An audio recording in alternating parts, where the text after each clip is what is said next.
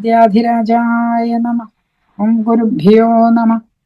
തീർത്ഥം പാപഹരം പവിത്രം അറിവിൻ സാരസ്വതം സാഗരം സാർത്ഥം നിഷ്കളമാത്മബോധമഖിലാണ്ട പ്രേമ പൂർണാകരം ദീപ്തം പാദയുഗം പ്രകാശനിലയം സച്ചിത് സുഖത്തിൻ പദം സത്യജ്ഞാനബലം തരുന്നൊരഭയം ശ്രീനീലകണ്ഠൻ ഗുരു. സത്യജ്ഞാനബലം തരുന്നൊരഭയം ശ്രീനീലകണ്ഠൻ ഗുരു. 33ാമത്തെ ശ്ലോകം. സർവാവാസോപി വിഷ്ണുർദ്വിജപദനളിന പ്രേപ്സു ലോകോപകൃത്യൈ ശ്രീവല്ലാവാസ ഇത്യാഹുരിഹതു പരചിത് പ്രക്രിയാ സത്കൃതാന്താഃ യം ദൃഷ്ട്വാ യത്പദേ പൈതൃകവിധിമപി കൃത്വാമൃതത്വം ഭജന്തെ സർവേ സർവേഷ്ടയേഷോവതു ബഹുകൃപയാസ്മാൻ ഗദാഭൃത്സ്വരൂപഃ. സർവാവാസോ വിഷ്ണുർ നിജപദനളിന പ്രേപ്സു ലോകോപകൃത്യൈ ശ്രീവല്ലാവാസ ഇത്യാഹുരിഹതു പരചിത് പ്രക്രിയാ സത്കൃതാന്താഃ യം ദൃഷ്ട്വാ യത്പദേ പൈതൃകവിധിമപി കൃത്വാ അമൃതത്വം ഭജന്തെ സർവേ സർവേഷ്ട ഏഷോവതു ബഹുകൃപയാസ്മാൻ ഗദാഭൃത്സ്വരൂപഃ. സർവാവാസഃ അപി വിഷ്ണുഃ നിജപദനളിന പ്രേപ്സു ലോകോപകൃത്യൈ ശ്രീവല്ലാവാസഃ ഇതി ആഹുഃ ഇഹ തു പരചിത് പ്രക്രിയാ സത്കൃതാന്താഃ യം ദൃഷ്ട്വാ യത്പദേ പൈതൃകവിധിം അപി കൃത്വാ അമൃതത്വം ഭജന്തെ സർവേ സർവേഷ്ട ഏഷഃ അവതു ബഹുകൃപയാ അസ്മാൻ ഗദാഭൃത്സ്വരൂപഃ. സന്ധിച്ഛേദം. ഗദാഭൃത് സ്വരൂപനായിട്ടുള്ള ആ ഭഗവാൻ ശ്രീ ആരാണ്? ഭാർഗവൻ. അദ്ദേഹം ബഹുകൃപയാ അസ്മാൻ അവതു, ബഹുവായ വർദ്ധിച്ച കൃപയോടെ നമ്മെ രക്ഷിക്കട്ടെ. അപ്പൊ ഇവിടെ നമുക്ക് അറിയാം ഈ ഇവിടുത്തെ പ്രതിഷ്ഠയുടെ സവിശേഷത എന്താണ്. ഇവിടെ ശൈവ ചൈതന്യവും വൈഷ്ണവ ചൈതന്യവും ഒരുപോലെ പ്രതിഷ്ഠിതമായിട്ടുള്ള ഒരു ക്ഷേത്രമാണ്. അപ്പോൾ ഈ ക്ഷേത്രത്തിൽ എന്താണ് ഇത് രണ്ടും തന്നെയുമല്ല, അവിടെ ഒരു ഭാവം കൂടിയുണ്ട്. ഗുരുവും ശിഷ്യനും എന്നുള്ള ഭാവത്തിലാണ് വർത്തിക്കുന്നത്. ശ്രീപരമേശ്വരൻ തൻ്റെ ശിഷ്യനായിട്ടുള്ള ഭാർഗവരാമനോട് വലിയ വാത്സല്യത്തോട് കൂടിയിട്ടാണ് അവിടെ വർത്തിക്കുന്നത്. അപ്പോൾ അങ്ങനെയുള്ള ഈ കൃപ, ഇവിടെയുള്ള ഈ ദേവൻ തൻ്റെ ഗുരുവിൻ്റെ കൃപാകടാക്ഷങ്ങൾക്ക് പാത്രീഭൂതനായി വർത്തിക്കുന്ന ഈ ദേവൻ എന്ത് ചെയ്യണം? നമ്മെ രക്ഷിക്കണം. അവതു നമ്മെ രക്ഷിക്കണം. ഗുരുവിൻ്റെ ആജ്ഞ അക്ഷരം പ്രതി അനുസരിക്കുന്നതിൽ പ്രസിദ്ധി പെറ്റ ദേവനാണ് ഇദ്ദേഹം. കാരണം എന്താണ്? മാതൃശിരസ് ഛേദിക്കാൻ പറഞ്ഞപ്പോൾ യാതൊരു മടിയും കൂടാതെ അത് ഛേദിച്ച ആളാണ്. ഗുരുവിൻ്റെ ആജ്ഞ അത് അതേപടി അനുസരിച്ച ആളാണ്. അപ്പൊ ഗുരു എന്ന് പറയുമ്പോൾ അവിടെ ഗുരു നമ്മൾ എന്തായിട്ട് മനസ്സിലാക്കണം? ഗുരു എന്ന് പറയുന്നത് ഗുരുർ ബ്രഹ്മ എന്നാണ്. ഗുരുർ വിഷ്ണു, ഗുരു സാക്ഷാത് പരം ബ്രഹ്മ അല്ലെ? എല്ലാം ഗുരു തന്നെ. ഗുരുഗീതയിൽ അതിനെപ്പറ്റി വളരെ വിശദമായിട്ട് പറയുന്നുണ്ട്. അപ്പൊ ഗുരു എന്ന് പറയുമ്പോൾ ആചാര്യൻ മാത്രമല്ല എന്നും കൂടെ നമ്മൾ ധരിക്കണം. പിതാവും മാതാവും ഒക്കെ ഗുരുജനങ്ങൾ തന്നെയാണ് എന്നുള്ളതും അവിടെ ധരിക്കണം. അപ്പോൾ സർവഗുരുത്വത്തിൻ്റെയും പ്രതീകമായിട്ടാണ് അവിടെ വർത്തിക്കുന്നത് ഭഗവാൻ ശ്രീ പരമേശ്വരൻ. അപ്പൊ ഇവിടെ ഈ ദേവൻ എങ്ങനെയുള്ള ദേവനാണ്? സർവാവാസഹ അപ്പി, സർവ ആവാസ, എല്ലാറ്റിലും ആവസിക്കുന്നവനാണ് വിഷ്ണുപദം. വിഷ്ണു എന്നുള്ള പദത്തിന് തന്നെ അർത്ഥം അതാണല്ലോ. വിശദി, പ്രവേശിച്ചിരിക്കുന്നവനാണ്. വിശദി എന്ന് പറഞ്ഞാൽ പ്രവേശിക്കുന്നു അല്ലെ. എങ്ങനെയാണ്? സർവചരാചരങ്ങളിലും ചൈതന്യ രൂപത്തിൽ അനുപ്രവേശിച്ചിരിക്കുന്നവൻ എന്ന അർത്ഥത്തിലാണ് വിഷ്ണു എന്ന പദം തന്നെ അവിടെ പ്രയോഗിക്കുന്നത് അല്ലെ. പ്രവേശിക്കുന്ന ശീലമുള്ളവൻ വിഷ്ണു. എന്തുപോലെ സഹിക്കുന്ന ശീലമുള്ളവൻ സഹിഷ്ണു എന്ന് പറയുന്നത് പോലെയാണ്. രുചിക്കുന്നത് രോജിഷ്ണു എന്ന് പറയുന്നത് പോലെയാണ് ആ പദം അങ്ങനെയാണ് വരുന്നത്. അപ്പൊ സമസ്ത ചരാചരങ്ങളിലും ചൈതന്യ രൂപത്തിൽ അനുപ്രവേശിച്ചിരിക്കുന്നവനാണ്. അപ്പൊ എന്താണ്? എല്ലാം ആവാസമാണ്. നമ്മൾ പറയുന്ന പോലെ തൂണും തുരുമ്പും മനുഷ്യനും അല്ലെ, പിപീലിക തൊട്ട് ശങ്കരാചാര്യ മനീഷാപഞ്ചകത്തിൽ പറയുന്ന പോലെ ബ്രഹ്മം തൊട്ട് പിപീലികാന്ത തനുഷു. പിപീലിക ഒരു ചെറിയ ജീവിയെ പറഞ്ഞെന്ന് മാത്രമേ ഉള്ളൂ. അതിനേക്കാൾ ചെറിയ ജീവികളിലും എന്ത് തന്നെയാണ്? ഇത് ചൈതന്യം തന്നെയാണ് വർത്തിക്കുന്നത്. അപ്പൊ സർവ ആവാസ അപി, എല്ലാം ആവാസമായിരിക്കുന്നവരും അഥവാ സമസ്തത്തിലും നിവസിക്കുന്നവൻ ആണെങ്കിൽ പോലും വിഷ്ണുഹു, വിഷ്ണു ഭഗവാൻ ഇഹ ഹിയർ, ഇവിടെ നിജ പദ നളിന പ്രേപ്സു ലോകോപകൃത്യൈ ശ്രീവല്ല ആവാസ, ശ്രീവല്ല ക്ഷേത്രത്തിൽ ആവാസം സവിശേഷമായ സാന്നിധ്യത്തോടു കൂടി വർത്തിക്കുന്നു. അത് എന്തിനു വേണ്ടിയിട്ടാണ് അങ്ങനെ വർത്തിക്കുന്നത്? അത് ജനങ്ങൾക്ക് ഉപകൃതി ചെയ്യുന്നതിന് വേണ്ടിയിട്ട്, ഉപകാരം ചെയ്യുന്നതിന് വേണ്ടിയിട്ടാണ്. എങ്ങനെയാണ്? ജനങ്ങൾ, നമ്മളൊക്കെ ഊനപ്രഭാവന്മാരായതുകൊണ്ട് നമുക്ക് എന്ത് ചെയ്യാൻ പറ്റില്ല? ഒരു യോഗിയെ പോലെ ഉള്ളൊരു ദർശനം നമുക്ക് ഇല്ല. അതുകൊണ്ടാണ് നമുക്ക് എന്ത് ചെയ്യേണ്ടി വരുന്നത്? അവിടങ്ങളിൽ പോകേണ്ടതായിട്ട് വരുന്നത്. ഒരു യോഗിയാണെങ്കിൽ യോഗിക്ക് എവിടെയും പോകേണ്ട ആവശ്യമില്ല അല്ലെ. അദ്ദേഹം സന്ധ്യാകർമ്മങ്ങൾ തന്നെ അല്ലെ. കാക്കശ്ശേരി ഭട്ടതിരിയോട് ചോദിക്കുന്നുണ്ട്, അങ്ങ് എന്തുകൊണ്ടാണ് സന്ധ്യാവന്ദനം ചെയ്യാത്തത്? സന്ധ്യാവന്ദനം ചെയ്യാത്ത എന്തുകൊണ്ടാണ്? ഈ സൂര്യൻ അസ്തമിക്കുന്നില്ല, ഉദിക്കുന്നില്ല, അസ്തമിക്കുന്നില്ല, പിന്നെ എപ്പോഴാണ് ഞാൻ സന്ധ്യാവന്ദനം ചെയ്യേണ്ടതെന്ന് ചോദിച്ച കാക്കശ്ശേരി ഭട്ടതിരി നമുക്കൊരു മാതൃകയാണ് യോഗികൾക്ക് ഒക്കെ. അപ്പോ പക്ഷെ നമ്മൾ അങ്ങനെയല്ല. നമുക്ക് എന്താണ്? നമുക്ക് നമ്മുടെ അയൽവക്കക്കാരനെ കാണുമ്പോൾ ഉണ്ടാകാത്ത ഒരു ഭക്തി നമുക്ക് എവിടെ ഉണ്ടാവുന്നുണ്ട്? നമുക്കൊരു അമ്പലത്തിൽ ചെല്ലുമ്പോഴുണ്ട് അല്ലേ. നമുക്ക് ഏറ്റുമാനൂർ അമ്പലത്തിൽ ചെല്ലുമ്പോൾ അവിടെ നമുക്ക് എന്താണ്? അവിടെ നമുക്ക് ശിവഭഗവാനെ ദർശിച്ച ഒരു പ്രത്യേകമായ അനുഭൂതി നമുക്കുണ്ട്. അപ്പൊ അത് നമ്മുടെ പ്രകൃതമാണത്. അത് നമുക്ക് എന്ത് ചെയ്യാൻ പറ്റില്ല, നമുക്കതിൽ നിന്ന് മാറാൻ പറ്റുന്നില്ല. അതുകൊണ്ട് നമ്മുടെ അനുഗ്രഹത്തിന് വേണ്ടിയിട്ടാണ് എന്ത് ചെയ്യുന്നത്? സവിശേഷമായ സാന്നിധ്യമായിട്ട് ഓരോ സ്ഥലത്തും ഇരിക്കുന്നത്. നിജ പദനളിന പ്രേപ്സു ലോകോപകൃത്യൈ, നിജ പദനളിനം, തൻ്റെ പാദമാകുന്ന പങ്കജം, ആ പങ്കജത്തെ പ്രേപ്സു പ്രാപിക്കുവാൻ ഈപ്സുക്കൾ, ഈപ്സു എന്ന് പറഞ്ഞാൽ എന്താണ്? പ്രാപിക്കുവാനുള്ള ആപ്തും ഇച്ഛ എന്നാണ്. ആപ്തും പ്രാപിക്കുവാനുള്ള ആഗ്രഹത്തെയാണ് എന്ന് പറയുന്നത് പ്രേപ്സ. പ്രാന്ന് മാറ്റിയാൽ ഈപ്സ.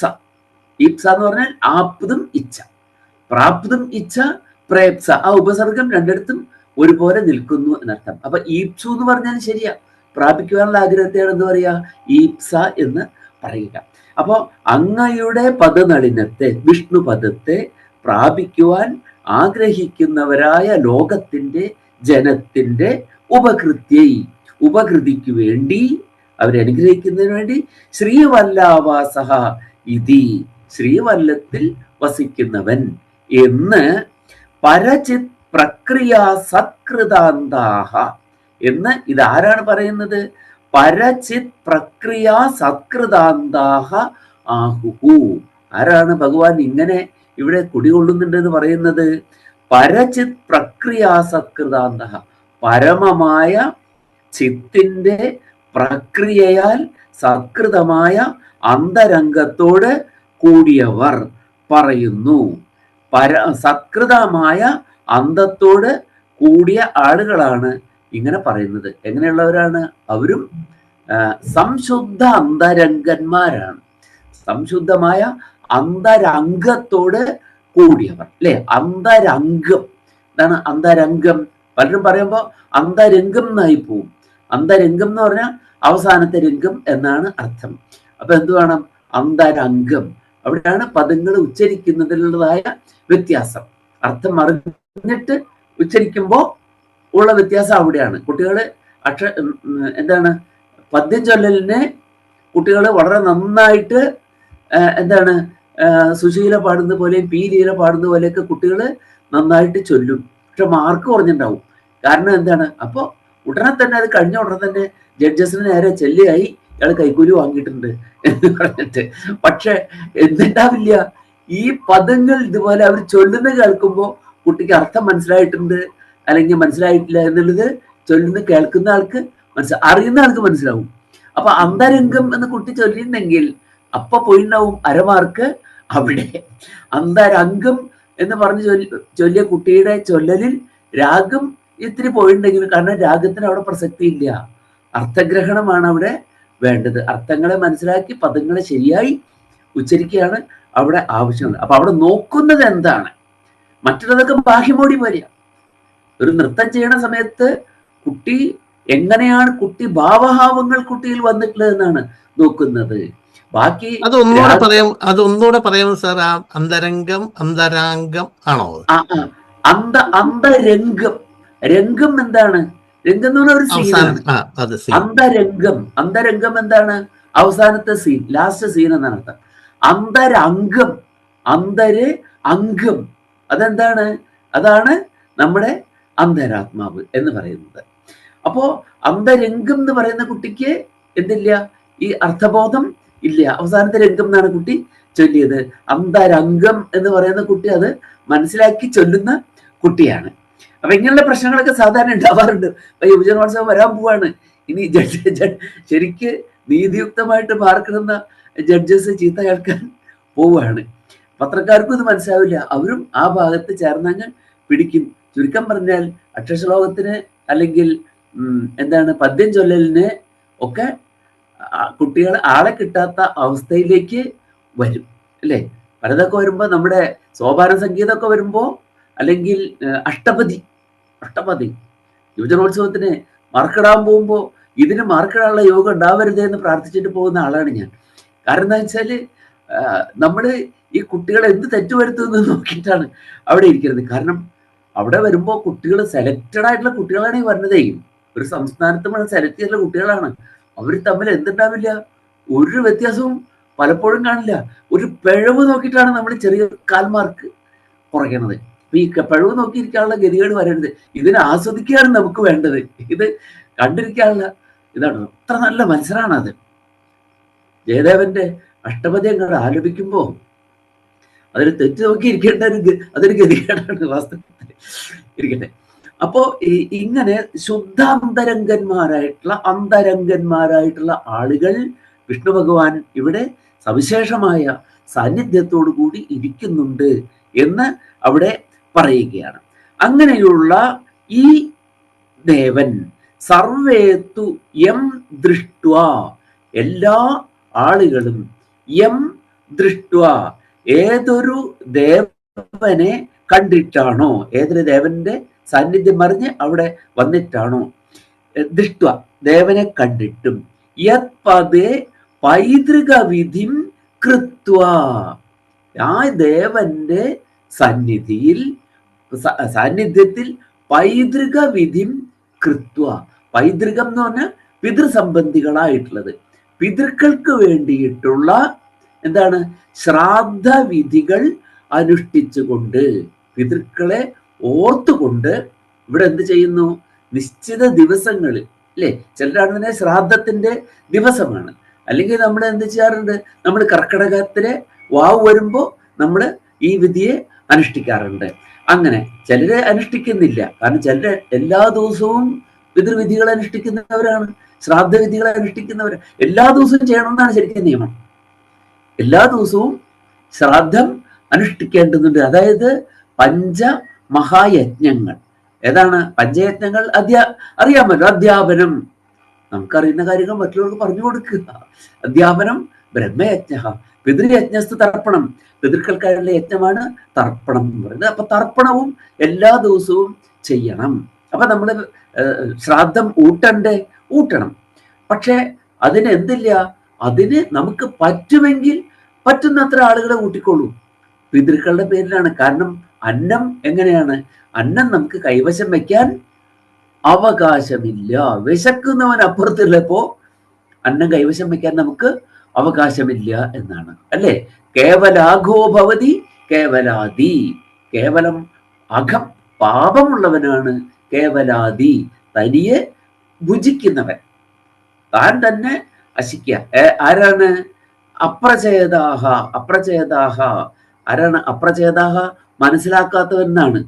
പ്രചേതസ്, പ്രകർഷേണ ചേതസ് എന്നുള്ളതിന് എന്താണ്? ഗ്രഹിക്കുന്ന ഒരു അർത്ഥമാണ് അവിടെ പറയുന്നത്. ഗ്രഹിക്കുക, നന്നായി ഗ്രഹിക്കുക. അപ്രചേതാഹ എന്ന് മനസ്സിലാക്കാത്ത, എന്ത് മനസ്സിലാക്കാത്തവനാണ്? വേദം അവിടെ പറയുന്നത് എന്താണ്? മറ്റുള്ളവന്റെ ദുഃഖം മനസ്സിലാക്കാത്തവൻ, വിശക്കുന്നവന്റെ വേദന മനസ്സിലാക്കാത്തവൻ. സത്യം ബ്രവീമി വധ ഇത്സതസ്യ. അവന്റെ സമ്പത്ത് അവന്റെ മൃത്യുവാണെന്നാണ് പറയുന്നത്. എത്ര മൃത്യു അവനുണ്ട്, എത്ര സമ്പത്ത് അവനുണ്ടോ അത്രയ്ക്കും അവൻ ആരായിത്തീരുന്നു? പാപിയായിത്തീരുന്നു എന്നാണ്. അപ്പൊ നമുക്ക് എന്ത് ചെയ്യാം? പിതൃക്കളുടെ പേരിൽ മറ്റുള്ളവർക്ക് ഭക്ഷണം കൊടുക്കാം.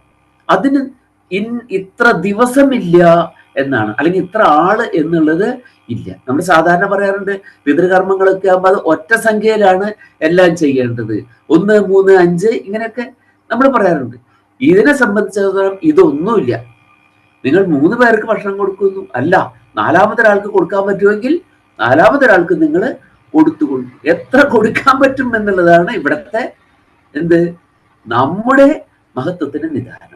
അതിന് നിങ്ങൾ എന്ത് വേണ്ട? അപ്പൊ അതിന് നല്ല ഭക്ഷണമൊക്കെ ഉണ്ടാക്കണ്ടേ? വേണ്ട, നിങ്ങൾ സാധാരണ ഉണ്ടാക്കുന്ന ഭക്ഷണം നിങ്ങൾ കൊടുത്താൽ മതി, ഒരാൾക്ക് കൊടുത്താൽ മതി. പിതൃക്കളെ ഓർത്തുകൊണ്ട് പിതൃസ്മരണയിൽ ഒരാൾക്ക് ഭക്ഷണം കൊടുക്കുക, സാധാരണ ഭക്ഷണം. അത് നിങ്ങൾക്ക് കൊടുക്കാൻ പറ്റില്ലേ? നിങ്ങൾക്ക് അതിനുള്ള സാമ്പത്തിക സ്ഥിതി ഇല്ലെങ്കിൽ ഒരു പാത്രം വെള്ളം പിതൃസ്മരണയിൽ നിങ്ങൾ മറ്റുള്ളവർക്ക് കൊടുത്താൽ മതി. അത് ചെയ്യാൻ ആർക്കും പറ്റും എന്നാണ്. ഒരു ഗ്ലാസ് വെള്ളം ഒരാൾക്ക് കൊടുക്കുക, ആവശ്യമുള്ള ആൾക്ക് കൊടുക്കണം കേട്ടോ. വെറുതെ പിള്ളേരുടെ ഇതുപോലെ പറയരുത്, അല്ലേ? പണ്ട് ഒരാള് പിള്ളേരോട് പറഞ്ഞു, കുട്ടികളോട് പറഞ്ഞു, കുട്ടികളെ ക്ലാസ്സിൽ പറഞ്ഞു, നമ്മൾ മറ്റുള്ളവരെ സഹായിക്കണം. ഒരു ഉദാഹരണം പറഞ്ഞു. ഇപ്പൊ റോഡ് മുറിച്ച് കടക്കാൻ പ്രയാസമുള്ള ഒരാളെ വയസ്സാളെ റോഡ് മുറിച്ച് കടക്കാൻ സഹായിക്കുക, ഇതൊക്കെ നിങ്ങൾ ചെയ്യണം. പിന്നത്തെ ക്ലാസ്സിൽ അദ്ദേഹം ചോദിച്ചു, നിങ്ങൾ ആരൊക്കെയാണ് ഇതുപോലെ ചെയ്തവർ? ഒരുപാട് പേര് പിള്ളേരുണ്ട്, എല്ലാവരും എഴുന്നേറ്റ് നിന്നു. അപ്പൊ നിങ്ങൾ എന്തൊക്കെയാണ് ചെയ്തത്? അവരെന്താ ചെയ്തത്? ഒരു വശത്ത് നിൽക്കണ വൃദ്ധനെ കണ്ടു പിടിച്ച് അപ്പുറത്തേക്ക് കടത്തി, അദ്ദേഹത്തിന് കിടക്കൊന്നും വേണ്ട. അപ്പോൾ ആ വിധത്തിലാവരുത്, ആവശ്യമുള്ള ആളുകൾക്കാണ് അത് ചെയ്യേണ്ടതെന്നാണ്. അപ്പോ പിന്നെ വിശേഷ വിധിയായി നമ്മൾ ചെയ്യുന്ന പൈതൃക വിധി, യത് പദേ, ഏതൊരു ദേവന്റെ സ്ഥാനത്ത്. പദം എന്നുള്ളതിന് സ്ഥാനം എന്നർത്ഥമുണ്ടല്ലോ, വാക്ക് എന്നർത്ഥമുണ്ട്, പിന്നെന്താണ് കാലെന്നർത്ഥമുണ്ട്. പദം എന്ന് പറയുന്നത് തന്നെ ഈ അർത്ഥത്തിൽ തന്നെയാണ്, കാല് എന്നുള്ള അർത്ഥത്തിൽ തന്നെയാണ്, അല്ലെ? കാല്. പദങ്ങൾ എന്താണ്? നമ്മുടെ ഉള്ളിലുള്ള ആശയങ്ങൾ മറ്റുള്ളവരിലേക്ക് സഞ്ചരിക്കുന്ന ഉപാധികളാണ് പദങ്ങൾ. അതുകൊണ്ട് ആ പദം എന്ന് പറയുന്നത് ചരണം എന്ന അർത്ഥത്തിൽ തന്നെയാണ് വാക്കിന് നമ്മൾ പദം എന്ന് പറയുന്നത്, അല്ലെ? നമ്മുടെ ഉള്ളിലൊരു ആശയമുണ്ട്, അത് ഒരു പദത്തിൽ സന്നിവേശിച്ചാൽ മറ്റുള്ളവരിലേക്ക് എത്തും. അപ്പൊ യത് പദേ പൈതൃക വിധിം കൃത്വ, പിതൃക്കൾക്കായിട്ടുള്ള വിധികൾ അനുഷ്ഠിച്ചിട്ട് അമൃതത്വം ഭജന്തേ കൃത്വ അഭി, അതിനെ ചെയ്തിട്ടും അമൃതത്വം ഭജന്തേ, അമരതയെ ഭജിക്കുന്നുവോ. അപ്പൊ ഇവിടെ ഈ ദേവന്റെ പദത്തിൽ വന്ന് പൈതൃക വിധികൾ അനുഷ്ഠിച്ചുകൊണ്ട് ആളുകൾ എന്ത് ചെയ്യുന്നു? അതിലൂടെ ആളുകൾ അമൃതത്വത്തെ ഭജിക്കുന്നു. ഈ ദേവൻ എങ്ങനെയുള്ള ദേവനാണ്? ശർവേഷ്ടഃ ഏഷഃ. ശർവൻ ആരാണ്? ശിവൻ, അല്ലെ? ഈശ്വര ശർവ ഈശാനഃ, ഗിരീശോ മൃഡഃ. ഈശ്വരൻ, ഈശൻ, ശർവൻ, ഈശാനൻ, ഇതൊക്കെ ശിവന്റെ പര്യായങ്ങളാണ്. അപ്പോ ശർവനായിരിക്കുന്ന ദേവന് ഇഷ്ടനായിരിക്കുന്ന, ഇഷ്ടപ്പെട്ടവൻ, പ്രിയപ്പെട്ടവൻ, വത്സലനാണ്, വാത്സല്യത്തോട് കൂടിയവനാണ്. ഏഷഃ ഗദാഭൃത് സ്വരൂപഃ, ഗദാഭൃത്തായ സ്വരൂപത്തോട് കൂടിയവൻ, ഗദയെ ഏന്തിയവനായിരിക്കുന്ന ദേവനാണ് അവിടെ. ഗദാഭൃത് സ്വരൂപഃ അയം ദേവഃ ബഹുകൃപയാ, വർദ്ധിച്ച കൃപയോടെ അസ്മാൻ അവതു, നമ്മെ രക്ഷിക്കട്ടെ എന്നാണ്. അപ്പൊ ഇത് നമുക്കറിയാം എവിടെയാണ്, തിരുവനന്തപുരം ജില്ലയിലാണ് ഈ സ്ഥാനം ഉള്ളത്. ശ്രീവല്ലം എന്ന് പറയുന്നതായ ഈ ക്ഷേത്രം, അവിടെ ശിവനും പരശുരാമനും ഒരേപോലെ പ്രതിഷ്ഠിക്കപ്പെട്ടിരിക്കുന്നതാണ്. ശിവനും പരശുരാമനുമാണ്. അപ്പൊ അവിടെ ഗുരുവും ശിഷ്യനുമാണ് ശരിക്കും. അപ്പൊ ഗുരുവിനും ശിഷ്യനും എന്താണ്? ഒരാളുടെ മനസ്സിൽ ഭക്തിയും ഒരാളുടെ മനസ്സില് വാത്സല്യവും. ഇങ്ങനെയാണല്ലോ. രതിയാണ് ശരിക്കും, രതിഭാവമാണ് അല്ലെ. രതി എന്നുള്ള ഭാവത്തിന്റെ 3 ഭാവങ്ങൾ വരും. നമ്മളതിനെപ്പറ്റി പറഞ്ഞിട്ടുണ്ടാവും ചിലപ്പോ, ഏതെങ്കിലും ശ്ലോകത്തിൽ നമ്മൾ പറഞ്ഞിട്ടുണ്ടാവും എന്ന് എനിക്ക് തോന്നുന്നത്. രതിക്ക് 3 എന്താണ് രസ്യമാനമായ അവസ്ഥ വരും, ആസ്വദിക്കപ്പെടുന്ന അവസ്ഥ വരും. രതി എന്ന് പറഞ്ഞാൽ എന്താണ്? രഥമായിരിക്കുക എന്നാണ് അർത്ഥം. രഥമാവുക എന്ന് പറഞ്ഞാല് മുഴുകി ഇരിക്കുക. നമ്മുടെ മനസ്സ് എന്തിൽ മുഴുകിയിരിക്കുന്നു അതിലാണ് നമുക്ക് എന്തുള്ളത്? രതി ഉള്ളത് അല്ലെ. മനസ്സ് എന്തിനാണ് മുഴുകിയിരിക്കുക? അത് 3 ഭാവങ്ങളിലാണ്. ഒന്ന് എന്താണ്? ഒരു അമ്മയുടെ മനസ്സ് അല്ലെങ്കിൽ അച്ഛന്റെ മനസ്സ് എന്താണ്? ശിശുവിനെ പറ്റി പറഞ്ഞാൽ കുട്ടി, ആ കുട്ടിയെ പറ്റി പറയുമ്പോൾ കുട്ടിയെ പറ്റി തന്നെ ഇങ്ങനെ പറഞ്ഞുകൊണ്ടിരിക്കും അമ്മമാര്. അതിനെന്താണ്? അവരുടെ മനസ്സ് ആ കുഞ്ഞിന്റെ ക്രീഡകളിലും സ്വരൂപത്തിലും മുഴുകിയിരിക്കും. അപ്പൊ അമ്മയ്ക്ക് കുഞ്ഞിനോട് എന്തുണ്ട്? അമ്മയ്ക്ക് കുഞ്ഞിനോട് രതി എന്ന് പറയുന്ന ഭാവമുണ്ട്, രതിഭാവമുണ്ട്. മനസ്സ് അതിൽ രഥമായി ഇരിക്കും. ആ രതി എന്ന് പറയുന്നത് എന്താണ്? അത് വാത്സല്യമാണ് ആ രതി അല്ലെ. കുഞ്ഞിനെ കണ്ടാൽ അതിനെ മാറിനോട് അണയ്ക്കും, ചേർത്ത് അണയ്ക്കും. വത്സം, വത്സം മാരടമാണ്, ശ്രീവത്സം. നമ്മുടെ ഭഗവാന്റെ ഒരു എന്താണ് ശ്രീവത്സം എന്ന് പറയുന്ന അടയാളം പറയുന്നില്ലേ? വത്സം എന്നൊരു മാറിടം എന്നൊരു അർത്ഥമുണ്ട്. വത്സത്തിലേക്ക് മാറോട് അണയ്ക്കുന്ന ആ ഭാവത്തെയാണ് എന്ത് പറയുക? വത്സലഭാവം, വാത്സല്യം എന്ന് പറയാം. അപ്പൊ അമ്മയുടെ ശിശുവിനോടുള്ള രതി എന്താണ്? വാത്സല്യം ആണ്. അതുപോലെ എന്താണ്? ഒരു ഭക്തൻ, ഈശ്വരന് ശരിക്കുള്ള ഭക്തൻ ഈശ്വരന്റെ ഭാവങ്ങളിൽ അങ്ങനെ മുഴുകിയിരിക്കും. ഈശ്വരൻ എല്ലാം ഭഗവാന്റെ വാത്സല്യം തന്നെ എന്നിങ്ങനെ ഭഗവാന് ഇങ്ങോട്ടുള്ളത് വാത്സല്യം, നമുക്ക് അങ്ങോട്ടുള്ളത് ഭക്തി, ഭജിക്കുന്ന ഭാവം അല്ലെ. പൂജിക്കുന്ന ഭജിക്കുന്ന ഭാവമാണ് ഭക്തി എന്ന് പറയുന്നത്, ഭജതി എന്നുള്ളത്. അപ്പോ എന്താണ്? അതും അതെ. അതുപോലെ ഒരു നല്ല ഒരു സേവകൻ, രാജാവിന്റെ സേവകൻ, രാജാവിനോട് എന്തുണ്ട്? ഭക്തിയുണ്ട്. ഭഗവാനെ പറ്റി പറഞ്ഞാൽ, രാജാവിനെ പറ്റി പറഞ്ഞാൽ 100 നാവോടുകൂടി അദ്ദേഹം സംസാരിക്കും. കാരണം എന്താണ്? അദ്ദേഹത്തിൽ മനസ്സ് മുഴുകി ഇരിക്കുന്നു, രഥമായി ഇരിക്കുന്നു. അതിനെയാണ് എന്ത് പറയുന്നത്? അത് എന്താണ്? അത് ഭക്തി, അത് രതിയാണ്, അത് ഭക്തിയാണ്. അപ്പൊ രണ്ടായിട്ട് മാറുന്നു. പിന്നൊരു രതി എന്താണ്? കാമുകി കാമുകന്മാർക്ക് പരസ്പരമുള്ളതായ ഭാവം. കാമുകി എപ്പോഴും കാമുകന്റെ ആ ഭാവങ്ങളിൽ എങ്ങനെ മുഴുകിയിരിക്കും, കാമുകൻ തിരിച്ച് ഇങ്ങോട്ടും. പക്ഷെ അതെന്താണ്? അത് ഈ പറയുന്ന വാത്സല്യത്തിലോ ഭക്തിയിലോ അല്ല പരിണമിക്കുന്നത്. അതെന്തായിട്ടാണ് പരിണമിക്കുന്നത്? അത് ശൃംഗാരം എന്ന് പറയുന്ന രസമായിട്ട് അത് മാറും അല്ലെ. പ്രപഞ്ചത്തിന്റെ തന്നെ നിലനിൽപ്പിന് ആധാരമായി വരുന്ന ശൃംഗാരം അല്ലെ. പ്രപഞ്ചത്തിന്റെ നിലനിൽപ്പ് തന്നെ അതാണ്. അല്ലെങ്കിൽ എന്തുണ്ടാവില്ല? ജീവജാലങ്ങളൊന്നും നിലനിൽക്കില്ല. അപ്പൊ അതും ആവശ്യമുള്ള ഒന്നാണ്. പക്ഷെ അത് എപ്പോഴാണ്? അത് യൗവനത്തിലാണത് കൂടുതലായിട്ട് ഉണ്ടാവുക. യൗവനം കഴിയുമ്പോൾ എന്താണ്? ഇത് മറ്റു 2 ഭാവങ്ങളിലേക്ക് മാറും. യൗവനം വരുമ്പോൾ, യൗവനം വിട്ട് വാർദ്ധക്യമാകുമ്പോൾ എന്തായിത്തീരും? വാർദ്ധക്യമാകുമ്പോൾ ശൃംഗാരം എന്നത് കുറഞ്ഞ് അത് വാത്സല്യവും ഭക്തിയുമായിട്ട് മാറും. അപ്പൊ അതുകൊണ്ടാണ് വാർദ്ധക്യത്തിൽ എന്തുണ്ടാവുന്നത്? കുട്ടികളോട് കൂടുതൽ വാത്സല്യം ഉണ്ടാകും അല്ലെ. മക്കളോട് കാണിക്കാത്ത വാത്സല്യം ആരോട് കാണിക്കും? വേറെ കുട്ടികളോട് കാണിക്കും. അതുവരെ ക്ഷേത്രങ്ങളിലേക്ക് തിരിഞ്ഞു നോക്കിയിരുന്നില്ലാത്ത ആൾ പിന്നെ എന്ത് ചെയ്യും? അവിടെ ക്ഷേത്രത്തില് പതിവ് ഭജനക്കാരനായിട്ട് മാറും. അപ്പൊ എന്ത് കുറഞ്ഞു? ശൃംഗാരം കുറഞ്ഞു. പിന്നെ എന്താണ്? ഭക്തിയും വാത്സല്യവും മാറി. അപ്പൊ ഈ ഒരു ഭാവം ആണ്. അപ്പൊ നമ്മളിതിനെ മനസ്സിലാക്കേണ്ടത്. ഇതൊന്നും എന്തല്ല, ഒന്നും ഹേയമല്ല, ഇതെല്ലാം വേണ്ടതാണ്. പക്ഷെ അതിന് ഓരോന്നിനും എന്തുണ്ട്? അതതിൻ്റെതായിട്ടുള്ള സമയം ഉണ്ട്. ആ സമയത്ത് അത് വേണം. അതുകൊണ്ടാണ് എന്ത് പറയുന്നത്? ശിഷ്യനെ ഉപദേശിക്കുമ്പോ എന്താണ്? പ്രജാതന്തും മാ വ്യച്ഛേത്സീഹി, പ്രജാതന്തുവിനെ നീ വിച്ഛേദിക്കരുത് അല്ലെ. ഗുരു ആചാര്യൻ ശിഷ്യനെ വീട്ടിലേക്ക് മടക്കി അയക്കുകയാണ് ഗുരുകുലവാസം കഴിഞ്ഞിട്ടേ. ആ സമയത്താണ് പറയുന്നത്, എന്താ പറയുന്നത്? സത്യം വദ ധർമ്മം ചര എന്ന് പറയുന്നുണ്ട് അല്ലേ. ആചാര്യദേവോ ഭവ അല്ലെ, മാതൃദേവോഭവ, പിതൃദേവോഭവ, ഇതൊക്കെ ആയിരിക്കണം. എന്നിട്ട് പറയാണ്, ഗുരവേ ആചാര്യായ ഇഷ്ടം ധനം ദത്വ, ആചാര്യൻ നിന്നോട് എന്തെങ്കിലും ദക്ഷിണ ചോദിക്കുന്ന പക്ഷം അത് അദ്ദേഹത്തിന് നൽകിയിട്ട് നീ എന്ത് ചെയ്യണം? ഗൃഹസ്ഥാശ്രമത്തിലേക്ക് പോയി പ്രജാതന്തും മാ വ്യച്ഛേത്സിഹി മാ വിച്ഛേത്സിഹി, പ്രജാതന്തുവിനെ വിച്ഛേദിക്കാതിരിക്കണം നീ. അതായത് സന്തതികൾ പരമ്പരയെ വിച്ഛേദിക്കാതിരിക്കണം. അപ്പൊ അതിനെന്ത് വേണം? അതിന് അവനിൽ എന്താണ്? ശൃംഗാരഭാവങ്ങൾ ഉണ്ടാകേണ്ടത് ആവശ്യമാണ്. അവിടെയാണ് നമ്മൾ ഇതിനൊക്കെ എന്തായി കാണുന്നത്? ഇതെല്ലാം പാവനമായി നാം കാണുന്നത് അവിടെയാണ്. അപ്പോ ഇങ്ങനെ അപ്പൊ നമ്മളിവിടെ ഇപ്പോ എന്താണ് ഈ രതിഭാവം, ഇവിടെ 2 രതിയെ നമ്മൾ കാണുന്നുണ്ട് അല്ലെ? ഗുരുവിനോടുള്ള ഭക്തിയും ശിഷ്യനോടുള്ള വാത്സല്യവും, ഈ ഭാവങ്ങൾ നമ്മളിവിടെ കാണുന്നുണ്ട്. നമ്മളും അവിടെ പോകുന്ന എന്താണ്? പിതൃക്കളിലുള്ള രതിയാണ്, പിതൃക്കളോടുള്ള ഭക്തിയാണ്. അവർക്ക് വേണ്ടി നമ്മൾ എന്ത് ചെയ്യുന്നു? പിണ്ടദാനാദികൾ, പിണ്ട ഉദക ക്രിയകൾ അവിടെ ചെയ്യുന്നു. പിണ്ടവും നൽകുന്നു, ഉദകവും നൽകുന്നു, പിണ്ടോദക ക്രിയകൾ. അപ്പൊ ഇവിടെ പിണ്ടോദക ക്രിയകൾ അനുഷ്ഠിച്ച് ആളുകൾ എന്ത് ചെയ്യുന്നു? ആളുകൾ സംതൃപ്തരായി തീർന്നു, പിതൃക്കളോടുള്ള കർത്തവ്യം നിർവഹിച്ചവരായിട്ട് വരുന്നു. പിതൃക്കളോടുള്ള കർത്തവ്യം ശരിക്കും നിറവേറ്റുന്നത് എവിടെയാണ്? സന്തതികളിലൂടെയാണെന്നാ പറഞ്ഞിട്ടുള്ളത് അല്ലേ? നമുക്ക് ആരോടൊക്കെയാണ് കടങ്ങൾ? ഋണത്രയം നമുക്കുണ്ട്, 3 ഋണങ്ങളുണ്ട്. ഒന്ന് ദേവന്മാരോട് ഋണമുണ്ട്, നമുക്ക് ഋഷികളോട് ഋണമുണ്ട്, പിതൃക്കളോടും ഋണമുണ്ട്. കടം, ദേവന്മാരോടുള്ള കടം നമ്മൾ എന്താണ്? അതിനാണ് നമുക്ക് നമ്മുടെ പൂജാവിധികളും പ്രാർത്ഥനാദികളും ഒക്കെ യജ്ഞകർമ്മങ്ങളൊക്കെ നമുക്ക് ഉള്ളത്.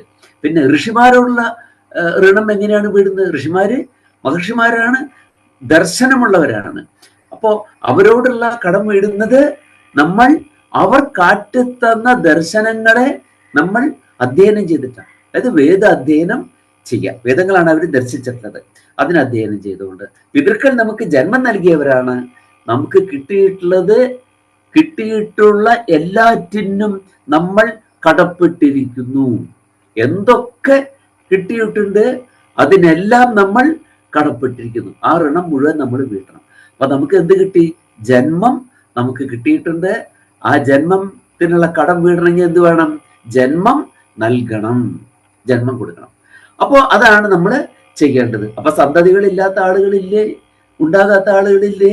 അപ്പൊ അവർക്ക് ഈ കടം വീടില്ലല്ലോ എന്ന് ശങ്കിക്കുകയൊന്നും വേണ്ട. സന്തതികൾ എത്ര വിധത്തിലുണ്ട്?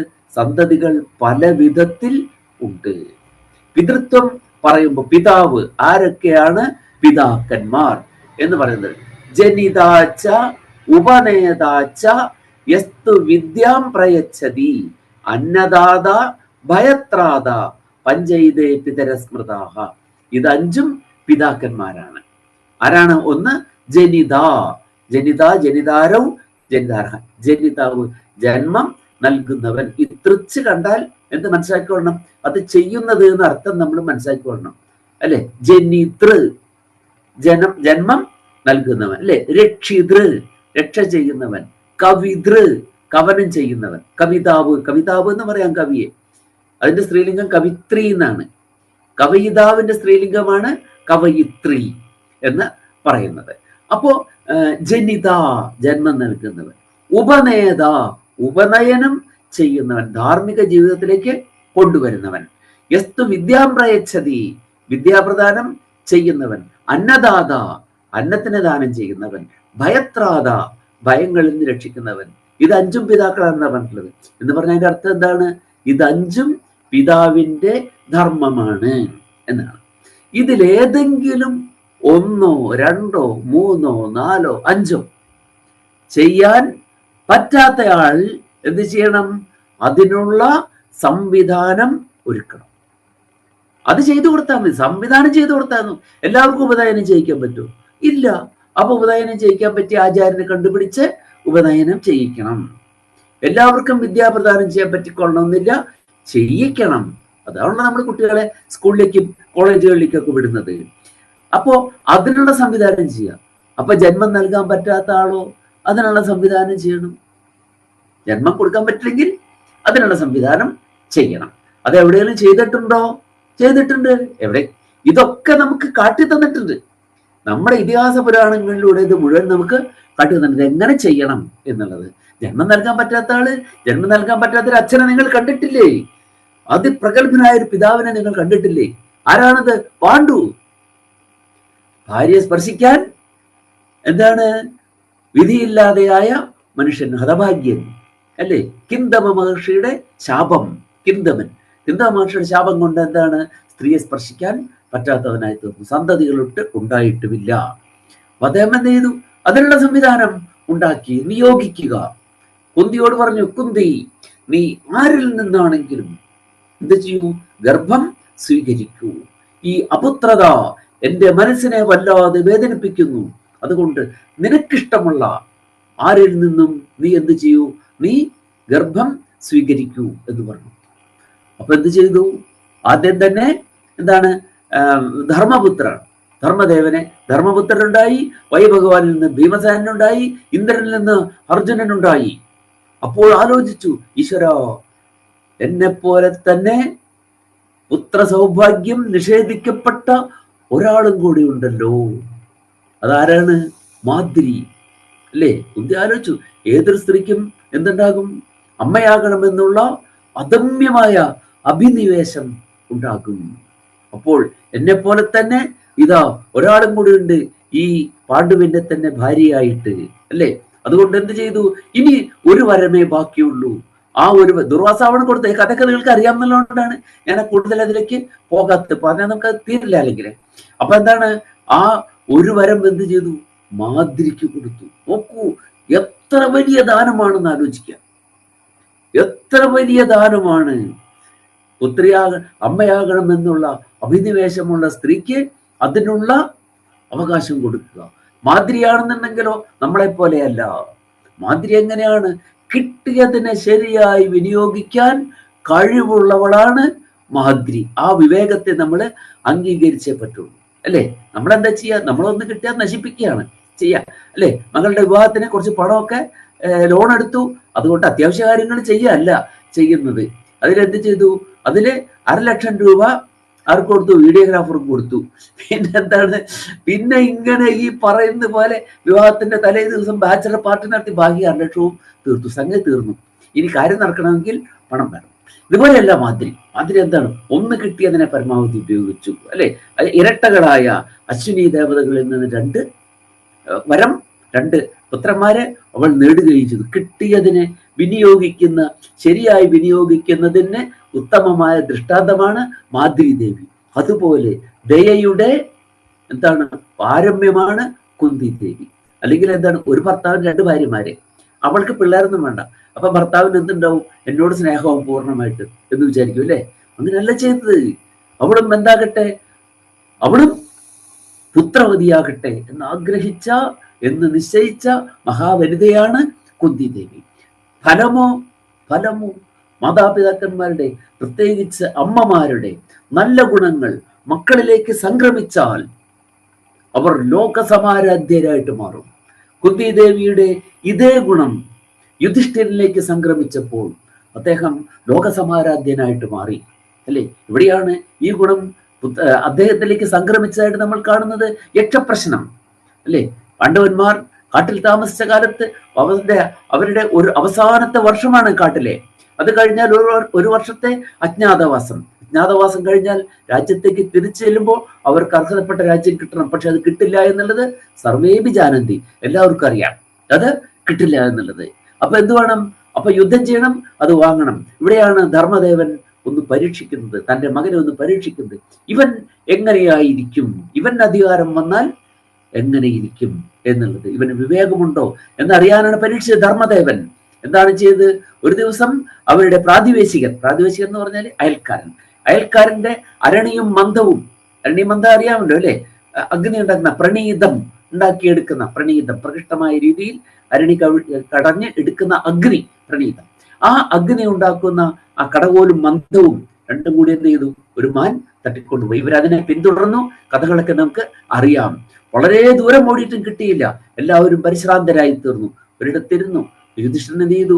ഏറ്റവും ഇളയ അനിയൻ നകുലിനെ വിളിച്ചിട്ട് പറഞ്ഞു, നകുല, നീ പോയി കുറച്ച് വെള്ളം കൊണ്ടുവരും ചേട്ടന്മാർക്ക് കുടിക്കാൻ എന്ന് പറഞ്ഞു. നകുലൻ മരത്തിന്റെ മുകളിൽ കയറി ചുറ്റുപാടും നോക്കിയപ്പോ ദൂരെ ജലാശയമുണ്ടെന്ന് മനസ്സിലായി. അവിടെ ചെന്നു. വെള്ളം കുടിക്കാനായിട്ടുള്ള തിടുക്കമാണ്, അത്ര ദാഹമുണ്ട്. അപ്പോഴാണ് പറയുന്നത്, അയം ജലാശയ മമ പൂർവ്വ പരിഗ്രഹ. ജലാശയം എന്റേതാണ്. മമ പ്രശ്നാനാം ഉത്തരം ദത്വ തതഹ ജലം പിബ ഹരജ. എന്റെ ചോദ്യങ്ങൾക്ക് മറുപടി പറഞ്ഞിട്ട് ജലം കൊണ്ടുപോയിക്കോളൂ, കുടിക്കുകയും ചെയ്തു. ചുറ്റും നോക്കി ആരും കണ്ടില്ല. ദാഹമാണ്. ദാഹം അത്ര എളുപ്പമുള്ള കാര്യമല്ല. ഉടനെ ഇറങ്ങി വെള്ളം കുടിച്ച് മരിച്ചു വീണു അല്ലേ. അയാളെ കാണാതെ ബാക്കി 3 സഹോദരന്മാരും ചെന്നു. എല്ലാവർക്കും ഇതേ അനുഭവം ഉണ്ടായി. ഒടുവിൽ യുധിഷ്ഠിരൻ ചെന്നു. യുധിഷ്ഠിരൻ ചെന്ന് കഴിഞ്ഞു എന്ന് ഭീമസേനൻ ചെന്നപ്പോ എന്താണ്, എന്റേതാണ് ജലാശയം എന്ന് പറഞ്ഞപ്പോ താൻ ആരാണെന്ന് ചോദിച്ചുകൊണ്ട് ചുറ്റുഭാഗത്തേക്ക് അസ്ത്രങ്ങൾ അയക്കുകയൊക്കെ ചെയ്തത്. യുധിഷ്ഠിരൻ ചെന്നപ്പോഴെന്താണ്, അങ്ങേത് ദേവനാണ് എന്നാണ് ചോദിച്ചത്. വിവേകം. അങ്ങേത് ദേവനാണ്. താൻ ആരോടൊന്നല്ല ചോദിച്ചത്. കാരണം എന്താണ്, എന്റെ ഇത്രയും പ്രഗത്ഭരായ 4 അനുജന്മാരെ ഇങ്ങനെ പ്രേതലോകത്തേക്ക് അയക്കാൻ കഴിഞ്ഞെങ്കിൽ അങ്ങ് ആരാണ്? അങ്ങേതോ ദൈവിക ശക്തിയാണ് ചോദിച്ചോടെ. ചോദ്യങ്ങൾക്ക് ഉത്തരമൊക്കെ പറഞ്ഞു അല്ലെ, ചോദ്യങ്ങൾക്ക് മറുപടിയൊക്കെ പറഞ്ഞു. പല ചോദ്യങ്ങളും ചോദിക്കുന്നുണ്ട്, മറുപടിയൊക്കെ പറഞ്ഞു. അവസാനം സംപ്രീതനായപ്പോ പറഞ്ഞു, നിന്റെ ഈ സഹോദരന്മാരിൽ ഒരുവനെ നീ ജീവിപ്പിച്ചു കൊള്ളുക അല്ലെ. 1 കൊല്ലം കഴിഞ്ഞാൽ യുദ്ധം വരാൻ പോവുകയാണ്. ചക്രവർത്തിയാണ് യുധിഷ്ഠിരൻ. അദ്ദേഹം എന്താണ് ചെയ്യുക, യുദ്ധത്തിൽ തനിക്ക് ഏറ്റവും സഹായകമാകാവുന്ന ആരെ, ഒരാളെയാണ് ജീവിപ്പിക്കുക. അത് ആരെയായിരിക്കും? ഒന്നുകിൽ ഭീമസേനൻ അല്ലെങ്കിൽ അർജുനൻ. അവർക്ക് വേറൊരു ഗുണം കൂടി ഉണ്ട്. അതെന്താണ്, അവർ രണ്ടുപേരും കൗന്ദേയന്മാരാണ്, കുന്തിദേവിയുടെ തന്നെ മക്കളാണ് അല്ലേ. അപ്പോൾ അവിടെ ഇന്നത്തെ ഒരു നീതി അവിടെ പ്രയോഗിക്കേണ്ടതുണ്ട്. എന്താണ് ആ നീതി? എന്താണ് ആ നീതി? പാലായിൽ മത്സരിക്കണമെങ്കിൽ ഏത് വിപ്ലവ പാർട്ടിക്കും കത്തോലിക്കാൻ തന്നെ വേണം. അതുപോലെ ഇവിടെ എന്താണ്, ഇവിടെ കൗന്ദേയൻ തന്നെ ജീവിക്കട്ടെ എന്ന് വിചാരിക്കാം. പക്ഷെ യുധിഷ്ഠിരൻ അതല്ല പറഞ്ഞത്. നകുലോ യക്ഷ ജീവതു, നകുലൻ ജീവിക്കട്ടെ. അതിന് ചോദിച്ചു എന്തുകൊണ്ടാണ് അങ്ങനെ അല്ലെ. നകുലൻ അത്ര പ്രഭാവശാലി ഒന്നല്ല, വലിയ സുന്ദരനാണ്, അത്ര മാത്രമേ ഉള്ളൂ. യുദ്ധത്തിന് ആ സൗന്ദര്യം കൊണ്ട് വലിയ കാര്യമില്ല. അവിടെയാണ് പറഞ്ഞത്, എന്റെ അച്ഛന് 2 ഭാര്യമാർ, കുന്തി ചൈവ പാന്ത്രീച്ച ദ്വേ ഭാര്യയെ പിതുർമമ. എന്റെ അച്ഛന് 2 ഭാര്യമാരുണ്ട്. ഞാൻ ജീവിച്ചിരിക്കുമ്പോൾ കുന്തി ദേവി പുത്രവതിയാണ്. അപ്പോൾ അതുകൊണ്ട് എന്ത് വേണം, മാദ്രി അമ്മയും പുത്രവതിയാകണം. നകുലോ യക്ഷ ജീവതു. എനിക്ക് അതിൽ ചോദിക്കാനൊന്നുമില്ല. ധർമ്മയേവ ഹതോ ഹന്തി ധർമ്മോ രക്ഷതി രക്ഷിത. ധർമ്മമാണ് എവിടെയും വേണ്ടത് എന്ന് പറഞ്ഞു. നോക്കൂ, ഇത് ഏത് ഗുണമാണെന്ന് ആലോചിച്ച് നോക്കാം. അന്ന് തൻ്റെ അമ്മ കാണിച്ച അതേ ഔദാര്യം കാണിച്ചപ്പോ യുധിഷ്ഠിരൻ ലോകസമാരാധ്യനായി തീർന്നു. അപ്പൊ അതാണ്, അമ്മമാരുടെ ഗുണങ്ങൾ മക്കളിലേക്ക് സംക്രമിച്ചാൽ അവരാരായിത്തീരും? അവർ ലോകസമാരാധ്യന്മാരായിത്തീരും എന്നത് നമുക്ക് പറഞ്ഞു തരുന്നുണ്ട്. അപ്പോൾ ഇവിടെയാണ് നമ്മൾ പറഞ്ഞു വന്നത്. ഇതൊന്നും അല്ല കാര്യം. എന്താണ്, ഇതിലേതെങ്കിലും പിതാവാകുന്നതിന് ഇനി ജന്മം നൽകാൻ തന്നെ കഴിയില്ലെങ്കിൽ നിങ്ങൾ പാണ്ഡുവിനെ കണ്ടു പഠിക്കുക. അതുപോലെ എന്ത് ചെയ്യുക, ജന്മം നൽകുവാനുള്ള സംവിധാനം നിങ്ങൾ ഒരുക്കുക എല്ലാവരും. അപ്പൊ അതുകൊണ്ട് ആരും എന്തല്ല അഭിശപ്ത ജന്മങ്ങളാണ് എന്ന് ഒരാളും കരുതാൻ പാടില്ല. പിതൃക്കളോടുള്ള കടം ഞാൻ എങ്ങനെ വീട്ടും ദൈവമേ, അങ്ങെനിക്ക് അതിനുള്ള ആരോഗ്യസ്ഥിതി തന്നില്ലല്ലോ, അല്ലെങ്കിൽ എന്ന സൗഭാഗ്യം എനിക്ക് തന്നില്ലല്ലോ എന്ന് പറഞ്ഞാൽ ഉണ്ട്. നീ വിവേകം, നീ കണ്ണു തുറന്ന് നോക്കുക. എന്തിനാണ് ഇതൊക്കെ പറഞ്ഞു തന്നിട്ടത്? ഈ വേദങ്ങളും ഇതിഹാസങ്ങളും പുരാണങ്ങളും എല്ലാം എന്തിനാണ്? നിനക്ക് ധർമ്മം നിശ്ചയിക്കുന്നതിന് വേണ്ടിയിട്ടാണ്. അതുകൊണ്ട് നീ അത് നോക്കുക. ഒരു ജന്മവും അഭിശപ്ത ജന്മമല്ല എന്ന് നീ മനസ്സിലാക്കണം എന്നാണ് ഇതിൻ്റെയൊക്കെ അർത്ഥം. ഇരിക്കട്ടെ. അപ്പൊ ഇവിടെ എന്ത് ചെയ്യുന്നുണ്ട്? ഇവിടെ പിതൃകർമ്മങ്ങൾ അനുഷ്ഠിക്കുന്നുണ്ട്. അപ്പൊ ഇവിടെ എന്താണ് പറയുന്നത്? ശങ്കരാചാര്യര് ഇവിടെ വെച്ച് എന്ത് ചെയ്തു എന്നാണ് പറയുന്നത്? അമ്മയ്ക്കായി ശേഷക്രിയകൾ ചെയ്തു അത്രേ. എന്നിട്ട് അദ്ദേഹം അവിടെ സമർപ്പിച്ച പിണ്ഡം, പുഴയിൽ ജലത്തിൽ സമർപ്പിച്ച പിണ്ഡം ഉടൻ തന്നെ ഒരു മത്സ്യം വന്ന് വിഴുങ്ങി എന്നാണ്, സ്വീകരിച്ചു എന്നാണ് പറഞ്ഞിട്ടുള്ളത്. ഇത് വിവരം പറഞ്ഞിട്ടുള്ള ആരാണ്? ഒരു ഡോക്ടർ വി എൻ ലത എന്ന് പറഞ്ഞിട്ട് ഒരു ഡോക്ടർ ഇതിനെ കുറിച്ചിട്ട് എഴുതിയിട്ടുണ്ട്. അവരുടെ ആൻഷ്യന്റ് ടെമ്പിൾസ് ഓഫ് കേരള എന്നൊരു ബുക്ക് ഡോക്ടർ എഴുതിയിട്ടുണ്ട്. അവരുടെ മിസ്റ്റർ കെ വാമനൻ നമ്പൂതിരി 2 പേര് കൂടി എഴുതിയിട്ടുള്ള ബുക്കാണ്. അതിലാണ് ഈ സംഗതി പറഞ്ഞിരിക്കുന്നത്.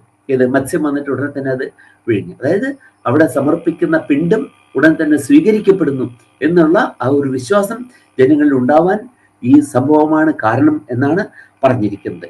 അപ്പോ അങ്ങനെ ഈ സ്ഥാനം പ്രത്യേകമായിട്ട് പിതൃ കർമ്മങ്ങൾക്കായി നിയോഗിക്കപ്പെട്ടിരിക്കുന്നു. അതിന് വലിയ സാധ്യത അവിടെ കൽപ്പിക്കപ്പെട്ടിരിക്കുന്നു എന്ന് അർത്ഥം. അപ്പൊ അതുകൊണ്ട് ഇവിടെ സന്നിഹിതനായിരിക്കുന്ന ഭഗവാൻ ഭാർഗവൻ നമ്മുടെ ക്ലേശങ്ങളെല്ലാം അകറ്റി നമ്മളെ അനുഗ്രഹിക്കട്ടെ. സർവാവാസോപി വിഷ്ണുർ നിജപദ നളിന പ്രേപ്സു ലോകോപകൃത്യൈ ശ്രീവല്ലാവാസ ഇത്യാഹുരിഹതു പരചിത് പ്രക്രിയാ സത്കൃതാന്താഹ യം ദൃഷ്ട്വാ യത്പദേ പൈതൃകവിധിമപി കൃത്വാ അമൃതത്വം ഭജന്തേ സർവേ സർവേഷ്ട ഏഷോവതു ബഹുകൃപയാ അസ്മാൻ ഗദാഭൃത് സ്വരൂപഃ. ഇനി അടുത്ത ശ്ലോകം ഇതും ഞാനൊന്ന് എഴുതി ചൊല്ലു. എങ്ങുമെങ്ങും നിറഞ്ഞെല്ലാടവും ഗേഹമാക്കുന്ന വിഷ്ണു ഭഗവാൻ ഇവിടെ തൻ പാദപത്മം തേടി വരുന്നവർക്കഭീഷ്ടങ്ങളേകും വിധത്തിൽ തിരുവല്ലത്തെ പരശുരാമ ക്ഷേത്രത്തിൽ വിരാജിക്കുന്നുവെന്നു പറയുന്നു. പരലോക പിതൃക്കൾക്കായി കർമ്മങ്ങൾ ചെയ്തു ധന്യധന്യരായവർ. സർവജനങ്ങളുമേതൊരു ദേവദേവനെ കണ്ടിട്ടേതൊരിടത്തിൽ പിതൃകർമ്മങ്ങൾ വിധിയാം വണ്ണമനുഷ്ഠിച്ചമരത്വമാർജിക്കുന്നുവോ. ഒരു കയ്യിൽ ഗദായുധമേന്തി വിരാജിക്കുമാ ശിവപ്രിയൻ ദേവൻ ഭാർഗവരാമൻ. വർദ്ധിതമാം കൃപയോടെ നമ്മെ രക്ഷിച്ചിടട്ടെ സദാ. ശരിയാണ്, നന്നായിട്ടുണ്ട്. അഭിനന്ദനം. അടുത്ത് സൃഷ്ടേ പ്രാഗ് അദ്വയത്വാദ് അവികൃതിമുഭയൻ സ്വീയയാ മായയോർധ്വം ത്രൈരൂപ്യം യോ ഭജൻ ഭാത്യവികല കരുണാർദ്രാത്മകസ്ഥാണുമുഖ്യേ ക്ഷേത്രോത്തംസേ ശുചീന്ദ്രേ ദ്രവിണ ജലദരൂപോനുവച്ചാതകാനാം അവ്യാജ ഭവ്യ പ്രണയന നിപുണ കങ്കടീകസയേഷഃ. സൃഷ്ടേഃ പ്രാഗ് അദ്വയാദ് അവികൃതിം ഉഭയൻ സ്വീയയാ മായയാ ഊർധ്വം ത്രൈരൂപ്യം യഹ ഭജൻ ഭാതി അവികല കരുണാർദ്രാത്മകഃ സ്ഥാണുമുഖ്യേ ക്ഷേത്രോത്തംസേ ശുചീന്ദ്രേ ദ്രവിണ ജലദരൂപോനുവത് ചാതകാനാം അവ്യാജ ഭവ്യ പ്രണയന നിപുണഃ കങ്കടീകഃ സഹ ഏഷഃ. കങ്കടീകനായ ആ ദേവൻ നമ്മെ രക്ഷിക്കട്ടെ എന്നാണ്. അപ്പൊ കങ്കടീശൻ എന്ന് പറയുമ്പോൾ ആ ദേവൻ കങ്കടദേശത്ത് വർത്തിക്കുന്ന ഈശൻ എന്നൊരർത്ഥമുണ്ട്. പക്ഷെ ഈ കങ്കടദേശം എന്ന് പറയുന്നത് കർണാടകത്തിലാണ് ശരിക്കുള്ളത്. കങ്കടം, അവിടെയും ഒരു ശിവപ്രതിഷ്ഠ ഉണ്ട്. അവിടെയുള്ള ശിവപ്രതിഷ്ഠയാണെന്നുണ്ടെങ്കിലോ അത് ദേവിയുടെ എന്താണ് പതിയായിരിക്കുന്ന സവിശേഷമാണ്. മഹിഷാസുരമർദ്ദിനിയായ ദേവിയുടെ പതിയായിരിക്കുന്ന ഭാവത്തിലാണ് അവിടുത്തെ പ്രതിഷ്ഠ. മഹിഷാസുരമർദ്ദിനി ആണ് അവിടെ ദേവി. ആ ദേവിയുടെ മഹിഷാസുരമർദ്ദിനി എന്ന് പറഞ്ഞാൽ നമുക്ക് മഹിഷാസുര മർദ്ദിനി ഒക്കെ നമുക്കുണ്ടല്ലോ, ഐഗിരി നന്ദിനി നന്ദിതമേദിനി അല്ലെ, അറിയാം നമുക്ക് ഇരിക്കാൻ. അപ്പോ അതിലെ ആ മഹിഷാസുരമർദ്ദിനി ആയിരിക്കുന്ന ദേവിയുടെ പതിയായിട്ട് സവിശേഷമായ ഭാവത്തിലുള്ള ഒരു പ്രതിഷ്ഠ കങ്കടദേശത്ത് ഉണ്ട്. അതാണ് ശരിക്കും കങ്കടേശൻ എന്ന് പറയുന്നത്. പക്ഷെ അതേ ദേവന്റെ തന്നെ ഒരു പ്രതിഷ്ഠ എവിടെ വർത്തിക്കുന്നുണ്ട്? ഇവിടെ ഈ തമിഴകത്തും അങ്ങനെ ഒരു പ്രതിഷ്ഠ ഉണ്ട്.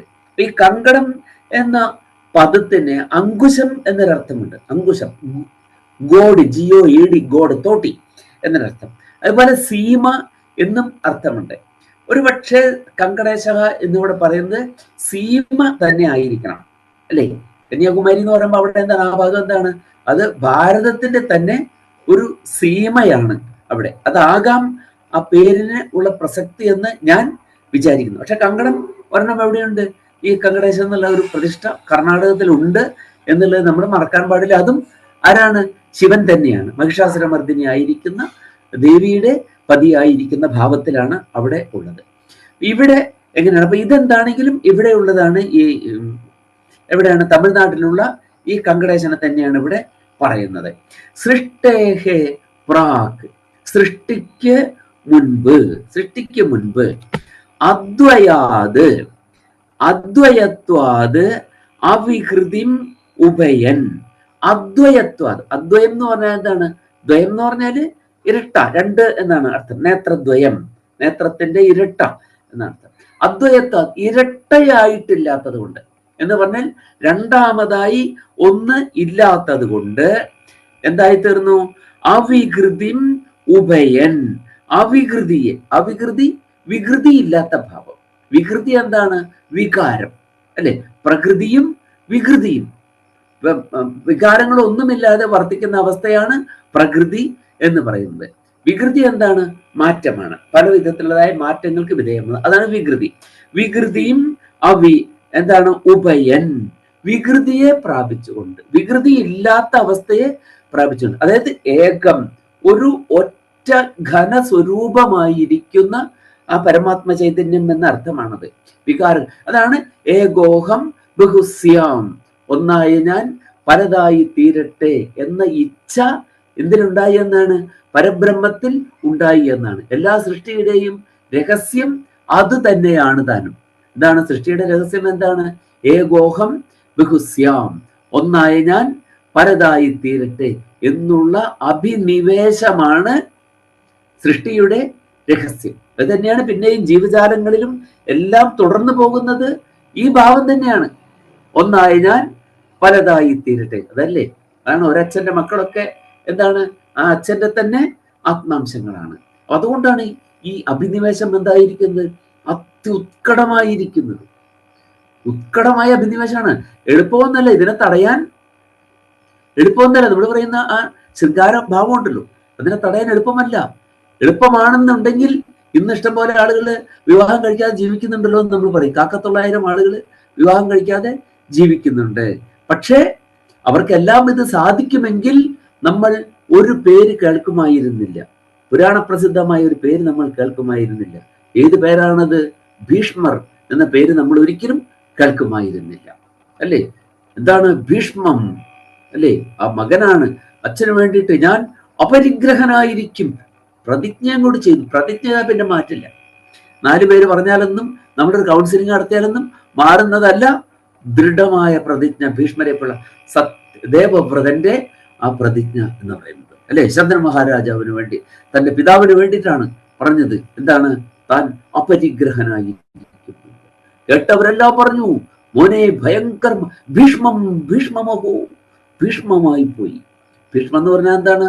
അത്യന്തം ഭയാനകമായി പോയി നിന്റെ ഈ പ്രതിജ്ഞ. എല്ലാവരും തലയിൽ കൈവച്ചു. കേട്ടവരെല്ലാം, വിവേകമുള്ളവരെല്ലാം ശിരസിൽ കൈവച്ചുകൊണ്ട് പറഞ്ഞു, ഭീഷ്മം, ഭീഷ്മമഹോ. ആ പേരാണ് ഭീഷ്മർക്ക് പിന്നെ വന്നത്. സജ്ജനാമം, അല്ലെ? എന്താണ് സംജ്ഞാനാമം? അവിടെ കിടക്കുന്നു. എന്താണ് സംജ്ഞാനാമം? എന്താണ്? ദേവവ്രതൻ എന്നാണ് അദ്ദേഹത്തിന്റെ സംജ്ഞാനാമം. ഗംഗാദേവി അദ്ദേഹത്തിന് കൊടുത്ത പേര്. അമ്മയാണല്ലോ കൊണ്ടുപോയി വളർത്തിയത്. ആ പേര് എന്താണ്? അത് മാഞ്ഞു പോയിട്ട് ഭീഷ്മർ എന്ന സജ്ജനാമം അദ്ദേഹത്തിൽ വന്നു. അതിന് കാരണം എന്താണ്? ഈ ഭാവത്തെ അമർച്ച ചെയ്യാൻ സാധ്യമല്ല. ശൃംഗാരത്തെ അമർച്ച ചെയ്തുകൊണ്ട് ശാരീരികവും മാനസികവുമായ പരിശുദ്ധി കാത്തു സൂക്ഷിച്ചുകൊണ്ട് ജീവിക്കാം. നിവൃത്തിയില്ലാത്തതുകൊണ്ട് കല്യാണം കഴിക്കാണ്ട് ആളുകൾക്ക് നടക്കാം. പക്ഷേ അപരിഗ്രഹനായിരുന്ന് ശാരീരികവും മാനസികവുമായ പരിശുദ്ധി കാത്തു സൂക്ഷിച്ചുകൊണ്ട് ജീവിക്കാൻ സാധ്യമല്ല. സാധാരണ മനുഷ്യന് സാധ്യമല്ല എന്നുള്ളതാണ്, അല്ലെ? ചിലപ്പോ കല്യാണം കഴിക്കാണ്ടിരിക്കാം, അല്ലെ? എന്താണ്?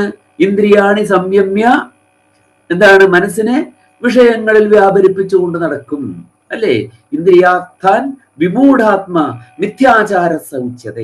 അങ്ങനെ മിഥ്യാചാരന്മാരായിട്ട് നമുക്ക് ജീവിക്കാൻ പറ്റും. അങ്ങനെയുള്ള ഒരു ഇഷ്ടം പോലെ ആളുകളുണ്ട്, വിവാഹമൊന്നും കഴിച്ചിട്ടില്ല, പക്ഷെ മിഥ്യാചാര, ഇന്ദ്രിയങ്ങളെ നിയന്ത്രിച്ച് നിർത്തും, അല്ലെ? സമൂഹത്തെ പേടിച്ചുകൊണ്ട്. പക്ഷേ മനസ്സെന്തായിരിക്കും? മനസ്സ് വിഷയങ്ങളിൽ വ്യാപൃതമായിരിക്കും. അങ്ങനെയുള്ള മിഥ്യാചാരന്മാരെ കാണാം. പക്ഷെ നമുക്ക് ആരെ കാണാൻ പറ്റുന്നില്ല? ഇവിടെ നമുക്ക് നമ്മുടെ ഭീഷ്മരെ പോലെയുള്ള ആളുകളെ കാണാൻ സാധിക്കുന്നില്ല. പിന്നെ ഒരു അവസരം വന്നു. അമ്മ തന്നെ നേരിട്ട് പറഞ്ഞു, മകനെ എന്ത് ചെയ്യൂ? ഇവിടെ നീ നിന്റെ ധർമ്മമാണ് സന്താന ഉത്പാദനം നടത്തണം എന്ന് പറഞ്ഞു. ചെയ്ത പ്രതിജ്ഞയിൽ മാറ്റമില്ലാതെ നിന്ന അദ്ദേഹം. അപ്പൊ അതെന്താണ്? അതത്ര എളുപ്പമല്ല. അതുകൊണ്ടാണ് ഇത് എവിടെ ഉണ്ടായതാണെന്നാണ് പറയുന്നത്.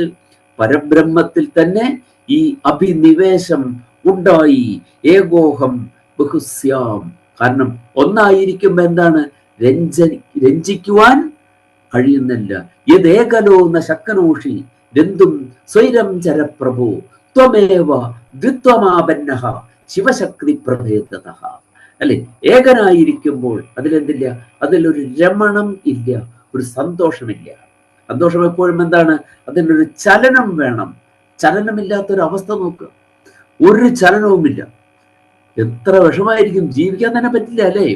നമ്മൾ നോക്കും, പുറത്തേക്ക് നോക്കും, ഈശ്വര ഒരു ഇല പോലും ഇളകുന്നില്ലല്ലോ എന്ന് പറയും. ചലനമില്ലാത്ത അവസ്ഥ നമുക്ക് പറ്റില്ല. നമ്മൾ നമ്മൾ തന്നെ അപ്പോൾ ചലിച്ചുകൊണ്ടിരിക്കും.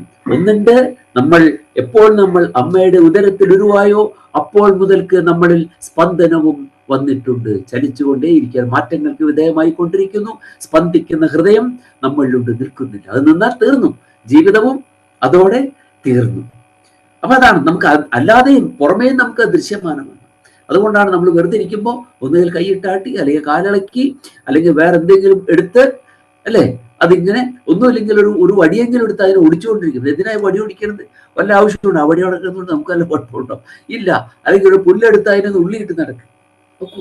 ചലനം എന്നത് എത്രമാത്രം അത്യന്താപേക്ഷിതമാണ് എന്ന് നോക്കുക. അപ്പോ ആ വിധത്തിൽ എന്താണ് അന്ന് എന്ത് ചെയ്തു? ആ പരബ്രഹ്മത്തിൽ പോലും ഈ ആഗ്രഹമുണ്ടായെന്നാണ്. ഏകോഹം ബഹുസ്യാം. അതുകൊണ്ടാണ് ത്വമേകോ ദ്വിത്വമാപന്നഃ. ആദ്യം തന്നെ രണ്ടായി പിരിഞ്ഞു. ശിവശക്തി പ്രഭേദഃ എന്നർത്ഥം. അപ്പോ അങ്ങനെ ഇവിടെ എന്താണ്? ഏകമായിരുന്ന അത് തന്നെ സ്വീയയാ മായയാ, തന്റെ തന്നെ മായ കൊണ്ട്. ഏതാണ് മായ? മായാഭിധാന ശക്തിരഗ്രിയ ത്രിഗുണാത്മിക ശക്തി ഏവ മായാഭിധാന. മായ എന്ന പേരുള്ള ത്രിഗുണാത്മികയായ ശക്തി, ആ ശക്തിയുടെ സ്വരൂപവുമായി ചേർന്ന് എന്ത് ചെയ്തു? സ്വീയയാ മായയാ ത്രൈരൂപ്യം ഭജൻ. ത്രൈരൂപ്യത്തെ ഭജിച്ചു, ത്രിരൂപതയെ പ്രാപിച്ചു. എന്താണത്? രജസൃജതി ഭൂതാനി സത്വം തു പരിരക്ഷതി തമസ് സംഹരതി മാനി ത്രിണ്യപി ഈശ്വരശക്തയ. 3 രൂപത്തെ ഭജിച്ചു. ആദ്യം രജോ ഗുണത്തിലേക്ക് വന്നു. രജസൃജതി ഭൂതാനി. രജസ് ഭൂതങ്ങളെ സൃഷ്ടിക്കുന്നു. അതിനെന്ത് കൊടുത്തു? അതിനെ ബ്രഹ്മൻ എന്ന പേര് അതിന് കൊടുത്തു. 4 മുഖത്തോടു കൂടിയവൻ. അതിലൂടെയും പാഠം പഠിപ്പിക്കുകയാണ് നമ്മളെ. 4 മുഖം ഉണ്ട്, 5-മതൊന്ന് വേണ്ട.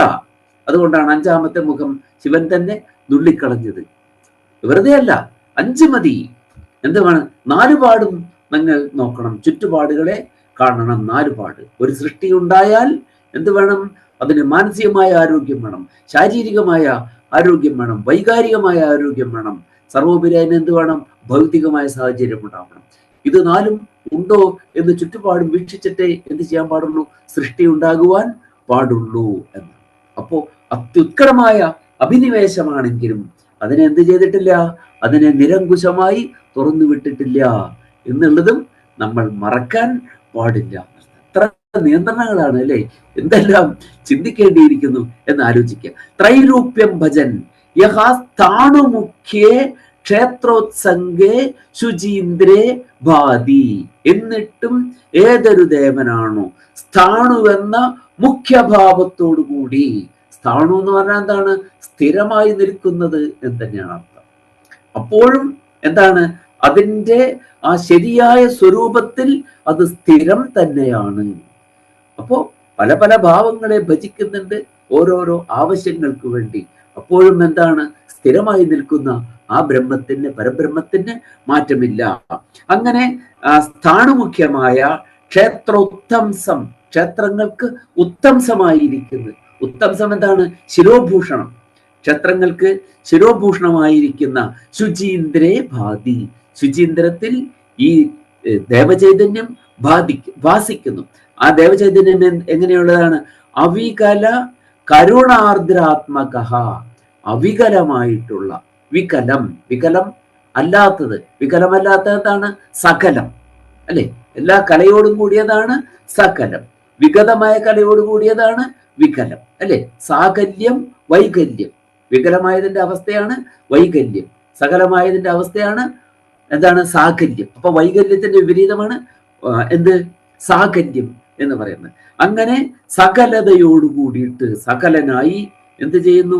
ദ്രവിണ ജലധരൂപ, ദ്രവിണമായിരിക്കുന്ന ജലധത്തിന്റെ രൂപത്തോട് കൂടെ ഇരിക്കുന്നു.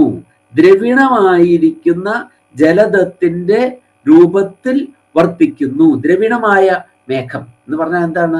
ദ്രവിക്കുന്നതിന്, അതായത് വൃഷ്ടിരൂപത്തിൽ വിലയം പ്രാപിക്കുന്നതിന്, വൃഷ്ടിരൂപത്തിൽ പരിണമിച്ച് പൊഴിയുന്നതിന് സാധ്യമായിരിക്കുന്നതാണ്. അപ്പൊ ഉയർന്നു വരുന്ന കാർമേഘ പങ്ക്തി, കാർമേഘത്തിന്, ആ കാർമേഘം ഉയർന്നു വരുന്നതിന് വേണ്ടിയിട്ടാണ്, അത് വൃഷ്ടിയായി പതിക്കുന്നതിന് വേണ്ടിയിട്ടാണ്. അപ്പോൾ ദ്രവിണമായിട്ടുള്ള വർഷണത്തിനായി ഉയർന്നു വരുന്ന മേഘത്തിന്റെ രൂപത്തിലുള്ള ആ മേഘം അതെങ്ങനെയാണ്? ആ ദേവൻ എങ്ങനെയുള്ളവനാണ്? നുവത്ത് ആയിട്ടുള്ള ചാതകാനാം, നുവത്ത് ചാതകാനം അഥവാ നമത്ത് ചാതകാനം, നമിക്കുന്ന നൃത്തം. നുവത്തായിരിക്കുന്ന ചാതകങ്ങൾക്ക് അവ്യാജ ഭവ്യ പ്രണയന നിപുണ, അവ്യാജമായ നിർവ്യാജമായിട്ടുള്ള പ്രണയനത്തിന്, ഭവ്യത്തിന്റെ പ്രണയനത്തിൽ നിപുണനായിരിക്കുന്നവർ. അവർക്ക് എന്താണ്? കളങ്കമില്ലാത്തതായ സൗഭാഗ്യങ്ങളെ പ്രദാനം ചെയ്യുന്നതിന് നൈപുണ്യമാർന്ന വിധത്തിൽ വർത്തിക്കുന്നവനായ ആ ദേവൻ. എന്തുപോലെയാണ്? ചാതകങ്ങൾക്ക്, ഈ മേഘം എന്തിനു വേണ്ടി വർഷിക്കുന്നു? പ്രധാനമായിട്ട് നമ്മൾ പറയുന്നത് ചാതകങ്ങൾക്ക്. ചാതകങ്ങൾ എന്താണ്? വേഴാമ്പലുകൾ. വേഴാമ്പലുകളുടെ പ്രത്യേകത എന്താണ്? അവ വൃഷ്ടി പതിക്കുമ്പോൾ മാത്രമേ ജലം സ്വീകരിക്കുള്ളൂ. നിലത്ത് വീണ വെള്ളം അവർ സ്വീകരിക്കില്ല. തടാകങ്ങളിൽ, ഹൃദങ്ങളിൽ നിന്ന് അവർ കുടിക്കുന്നില്ല. അപ്പൊ അവരെപ്പോഴും എന്താണ്? ദാഹത്തിന്റെ പ്രതീകമാണ് വേഴാമ്പല്, അല്ലേ? ഒരു മഴ ദാഹിക്കുമ്പോഴൊക്കെ അവരെന്ത് ചെയ്യും? മേഘത്തിനോട് യാചിച്ചു കൊണ്ടിരിക്കും, അല്ലേ?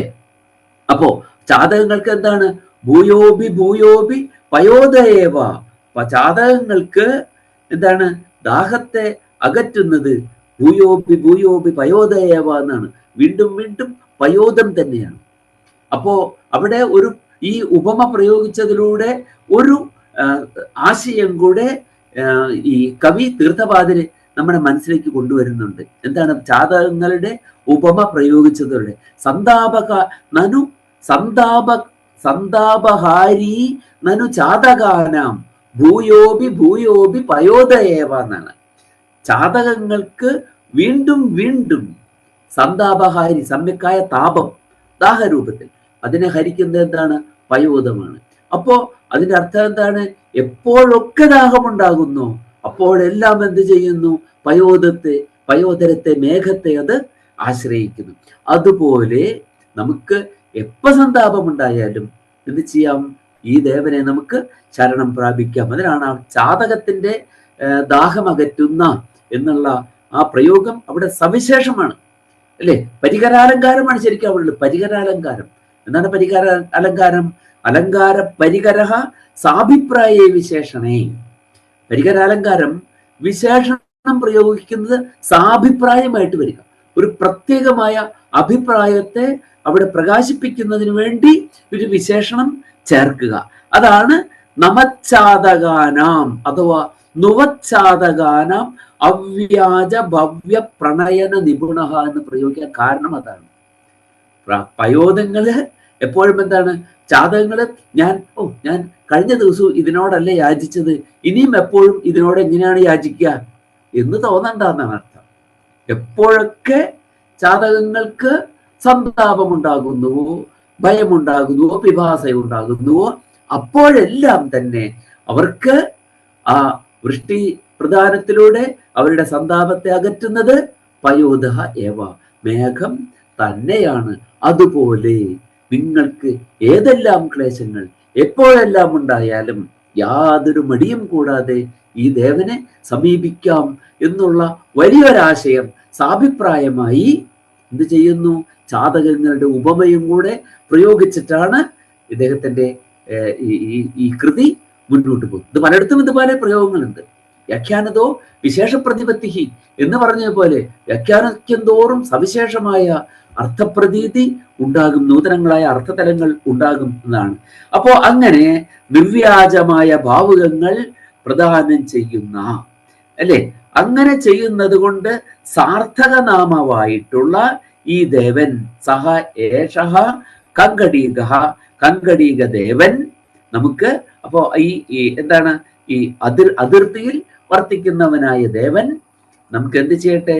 നമുക്ക് എപ്പോഴും രക്ഷകനായി ഭവിക്കട്ടെ. നമ്മെ അവ്യാത് എന്ന് പറഞ്ഞാൽ എന്താണ്?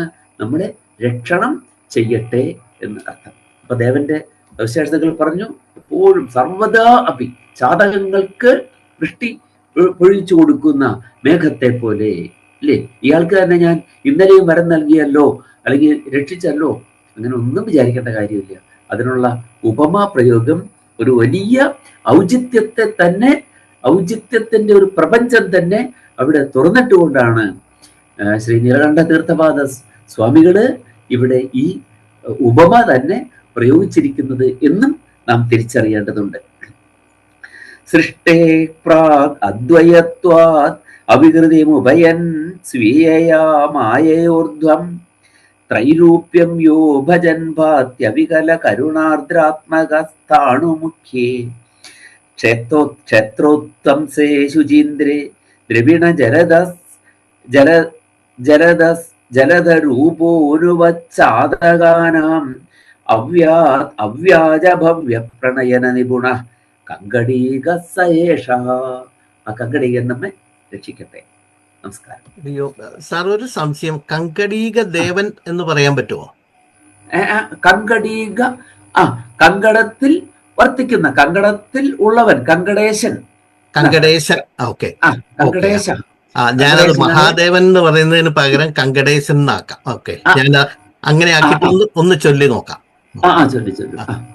പ്രപഞ്ച സൃഷ്ടിക്കു മുൻപേ രണ്ടാമതൊന്നില്ലാത്ത അവസ്ഥയില വികാരം നിലകൊണ്ടിരുന്നും പിന്നെ തന്മായയാൽ മൂന്നായി പിരിഞ്ഞപോൽ ത്രിമൂർത്തികളെയും ഒന്നിലാക്കി പരമശിവരൂപിയാം മുഖ്യബിംബമാക്കി ക്ഷേത്രങ്ങൾക്ക് കിരീടമായിരിക്കും ശ്രീശുചീന്ദ്രത്തിൽ പൂർണ്ണപ്രശോഭം നമിക്കും വേഴാമ്പലുകൾക്കു മഴമേഘമെന്ന പോൽ കരുണാർദ്രചിത്തം ഭക്താഭീഷ്ടസിദ്ധിക്കായി നിർവ്യാജഭാവുകങ്ങൾ ഏറെ സമർത്ഥമായി അളവില്ലാതെ പഴിക്കുമാ കങ്കടീക ദേവൻ നമ്മെ രക്ഷിച്ചിടട്ടെ സദാ. കങ്കടേശൻ എന്നാ നല്ലത് അല്ലേ? കങ്കടി ദേവൻ ആണോ കങ്കടേശനാണോ നല്ലത്?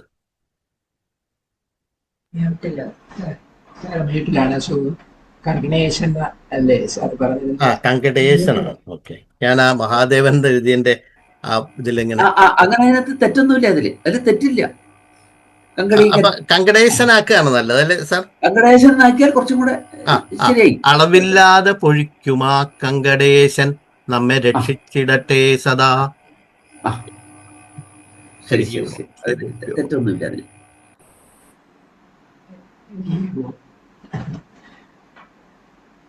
ഇന്ന് സാർ നൽകിയ ഈ 2 ശ്ലോകങ്ങളുടെ വ്യാഖ്യാനത്തിന് വരി എപ്പോഴും പറയുന്ന പോലെ സാറിന്റെ പ്രഭാഷണത്തിൽ നിന്ന് നമുക്ക് വീണ് കിട്ടുന്ന മൊഴിമുത്തുകൾ എത്രയോ പ്രാധാന്യമേറിയതാണ്.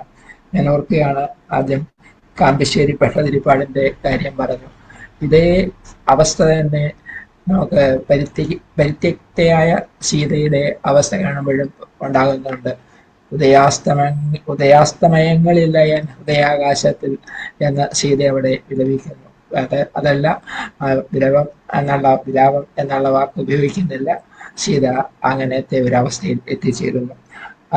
അതുപോലെ തന്നെ കമ്മ്യൂണിസത്തിന്റെ ഏറ്റവും മഹത്തായ, നമ്മളെപ്പോഴും പറയുന്നത് എല്ലാവർക്കും അറിയാവുന്ന കാര്യമാണ്, അന്നം കൈവയ്ക്കാൻ പാടില്ല.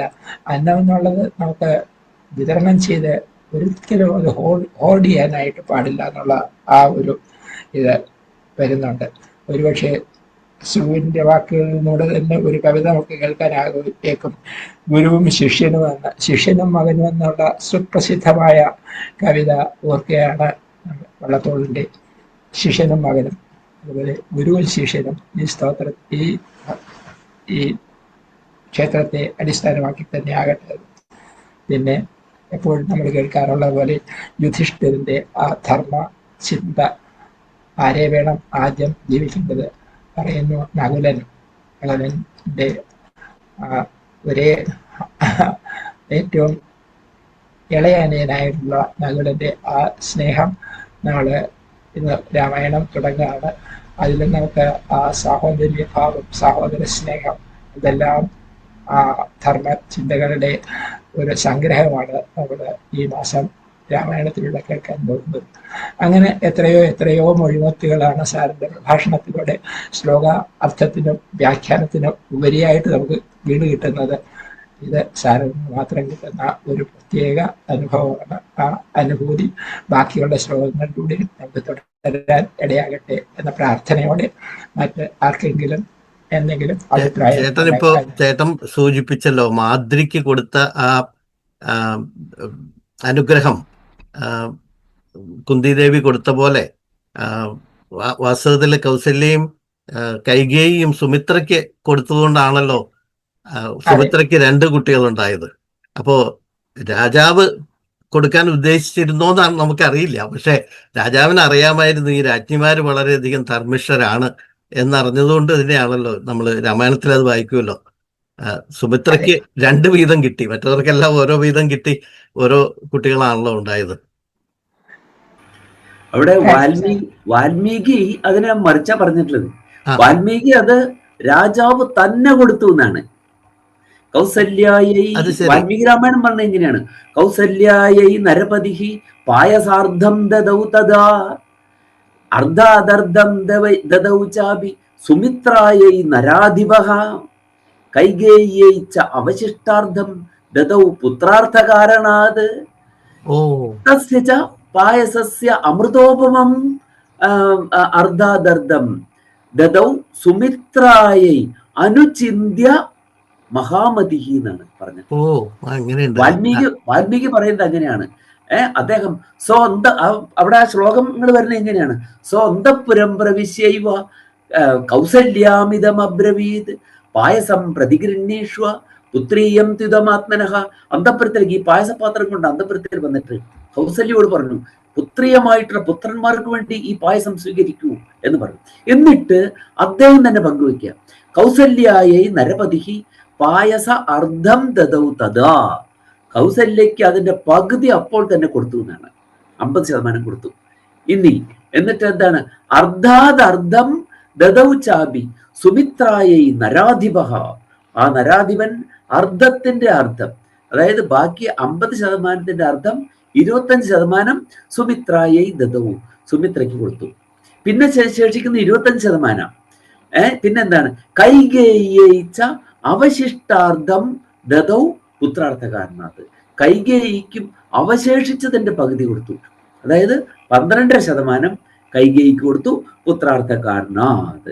പിന്നെയും അവശേഷിച്ച ഭാഗം തസ്യ ച അവശിഷ്ടാർദ്ധം പായസസ്യ അമൃതോപമം. എന്താണ്? അനുചിന്യ സുമിത്രായൈ. അനുചിന്തനം, വീണ്ടും വീണ്ടും ചിന്തിച്ചതിന് ശേഷം സുമിത്രായൈ ദദൗ എന്നാണ്, സുമിത്രയ്ക്ക് തന്നെ കൊടുത്തു എന്നാണ്.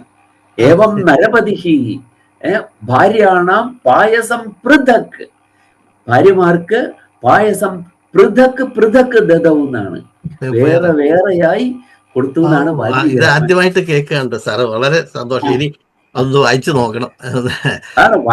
അത് വാൽമീകി രാമായണം ദർശന സമ്പുഷ്ടമാണ്. മറ്റതില് ഭക്തിക്ക് വലിയ പ്രാധാന്യം വന്നപ്പോ വാൽമീകി രാമായണം എന്താണ്? അത് ആ ദർശനത്തിൽ തന്നെയാണ്. ഇവർ 3 പേരും മഹിഷിമാരാണ് എന്നുള്ളതാണ് വേറൊരു പ്രത്യേകത. 3 പേരും മഹിഷിമാരാണ്. അല്ലെങ്കിൽ എന്താണ്? ആദ്യത്തെ ഒരാള് മഹിഷി, മറ്റുള്ളവരെ പറയാ ഭോഗിനിമാരെന്നാണ് പറയാ, രാജാവിന്റെ മറ്റ് സ്ത്രീകളെ. ഇവിടെ അങ്ങനെയല്ല. രാജാവ് ദശരഥൻ ശരിക്ക് ഏകപത്നി വ്രതനാണ്. ശരിക്ക് അവിടെ അദ്ദേഹത്തിന്റെ അന്തഃപുരത്തിൽ സ്ത്രീകൾ ധാരാളമുണ്ട്. രാജാക്കന്മാർ പല പല കാരണങ്ങൾ കൊണ്ട് പലരുമായിട്ട് ബന്ധങ്ങൾ വെക്കാറുണ്ട്. പലപ്പോഴും അവർക്ക് പല പല പത്നിമാരുണ്ടാകാറുമുണ്ട്. പക്ഷെ അദ്ദേഹം പത്നിയായിട്ട്, ധർമ്മപത്നിയായിട്ട് ഒറ്റയാളെ സ്വീകരിക്കുന്ന ആളാണ്. അതിൽ മുഖ്യമായ ഉദ്ദേശം എന്താണ്? എന്തിനു വേണ്ടിയിട്ടാണ് വിവാഹം? പ്രജാഹ പ്രജനയാവഹൈ, പ്രജാഹ പ്രജനയാവഹൈ, പ്രജകളെ പ്രജനിപ്പിക്കുന്നതിന് വേണ്ടിയിട്ടാണ്. അത് നടക്കാതെ വന്നത് കൊണ്ടാണ് എന്ത് ചെയ്തത്? കൗസല്യയുടെ അനുവാദത്തോടു കൂടിയിട്ട് കാശി രാജപുത്രിയായ സുമിത്രയെ സ്വീകരിച്ചത്. അതിലും സന്തതി ഉണ്ടാകാതെ വന്നത് കൊണ്ടാണ് എന്ത് ചെയ്തത്? കൈകേയിയെ, കേക രാജപുത്രിയായിട്ടുള്ള കൈകേയിയെ സ്വീകരിച്ചത്. അപ്പൊ സന്തതിക്ക് വേണ്ടിയാണ്. അതുകൊണ്ട് ഈ ഓരോ പത്നിമാരാണ്, അവര് മഹിഷിയാണ്. മന്ത്രപൂർവകമായി അവരെ സ്വീകരിച്ചിട്ടുള്ളതാണ്, മഹിഷിമാരാണ് അവരൊക്കെ. അതുകൊണ്ട് അതാണ് അവിടെ ആ ഒരു ലോ പോയിന്റ് ആണ് ഇട്ടത്. ആര്? ഈ കൈകേയിയെ പരപ്രാർത്ഥനയ്ക്ക് നിർബന്ധിച്ചിട്ട് പറ്റാതെ വന്നപ്പോ ഏറ്റവും അവസാനം ഒരു ലോ പോയിന്റ് എടുത്തു. ഒരു വക്കീൽ വാദിക്കുന്ന പോലെയാണ് ആര് വാദിച്ചത്? മന്ദര വാദിച്ചത്. അവിടെയാണ് അവിടെയാണ് ആ ഒറ്റപ്പിടുത്തത്തിലാണ് കൈകേയി എന്ത് ചെയ്ത് ദശരഥനോട് ഭരതനെ രാജാവാക്കണമെന്ന് പറഞ്ഞു. കൈകേയിക്ക് അറിയാം ഭരതനാണ് രാജാവാകേണ്ടതെന്ന്, ദശരഥനും അറിയാം ഭരതനാണ് രാജാവാകേണ്ടത് എന്നുള്ളത്. അപ്പൊ അവസാനം ഈ ലോ പോയിന്റ് എടുത്തിട്ട് എന്താണ് ആ ലോ പോയിന്റ് എന്തായിരുന്നു? അതാണ് നരാധിപകുലേ ജാത മഹിഷീത്വം മഹീപദേഹേ ഉഗ്രത്വം രാജധർമാണാം കഥം ദേവി ന ബുദ്ധ്യസേ. നീ ഒരു നരാധിപന്റെ കുലത്തിൽ ജനിച്ചവളാണ്, കൈക രാജാവിന്റെ കുലത്തിൽ ജനിച്ചവളാണ്, വേറൊരു രാജാവിന്റെ മഹിഷിയാണ് നീ. മഹിഷീത്വം മഹീപദേഹേ, എന്നിട്ടും എന്ത് പൊട്ടിയാണ് നീ. ഉഗ്രത്വം രാജധർമാണം, രാജധർമ്മങ്ങളുടെ ഉഗ്രത്വം കഥം ദേവി ന ബുദ്ധ്യസേ, എന്തുകൊണ്ടാണ് ദേവി നീ ബോധിക്കാത്തത് എന്നാണ് ചോദിച്ചത്. അവിടെയാണ് ഉഗ്രത്വത്തെ കുറിച്ച്, രാജധർമ്മത്തിന്റെ ഉഗ്രത്വത്തെ കുറിച്ച് ഓർത്തത്. മൂന്നാമത് വിവാഹം കഴിച്ചപ്പോ മറ്റ് രണ്ടെണ്ണത്തിനും മക്കളില്ല. ഇനി ഇവിടെ ഉണ്ടാവണമെന്ന് വെച്ചാൽ സ്വാഭാവികമായിട്ട് എന്റെ രാജ്യം അവനുള്ളതാണ്, ആ പുത്രനുള്ളതാണ് എന്നാണ് പറഞ്ഞത്. പക്ഷേ പിന്നെന്താണ്? പിന്നെ ഉണ്ടായപ്പോ മൂന്നെണ്ണത്തിലുണ്ടായി. അപ്പൊ എന്തായി?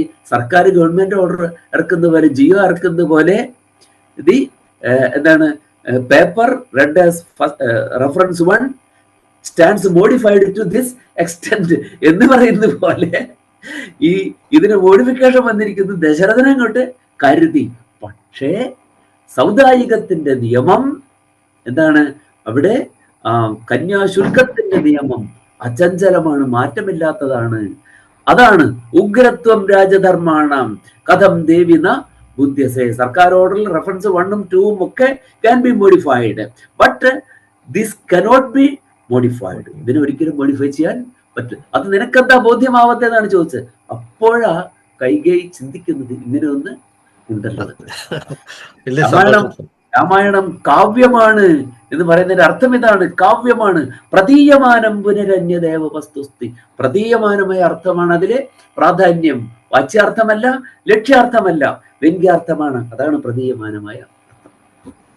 അതുകൊണ്ട് ആ കാവ്യം എന്ന് പറയുന്നത്, അല്ലെങ്കിൽ ഇത് പുരാണം എന്ന് പറഞ്ഞേനെ, ഇതിഹാസം എന്ന് പറഞ്ഞേനെ. അസ്തു അസ്തു.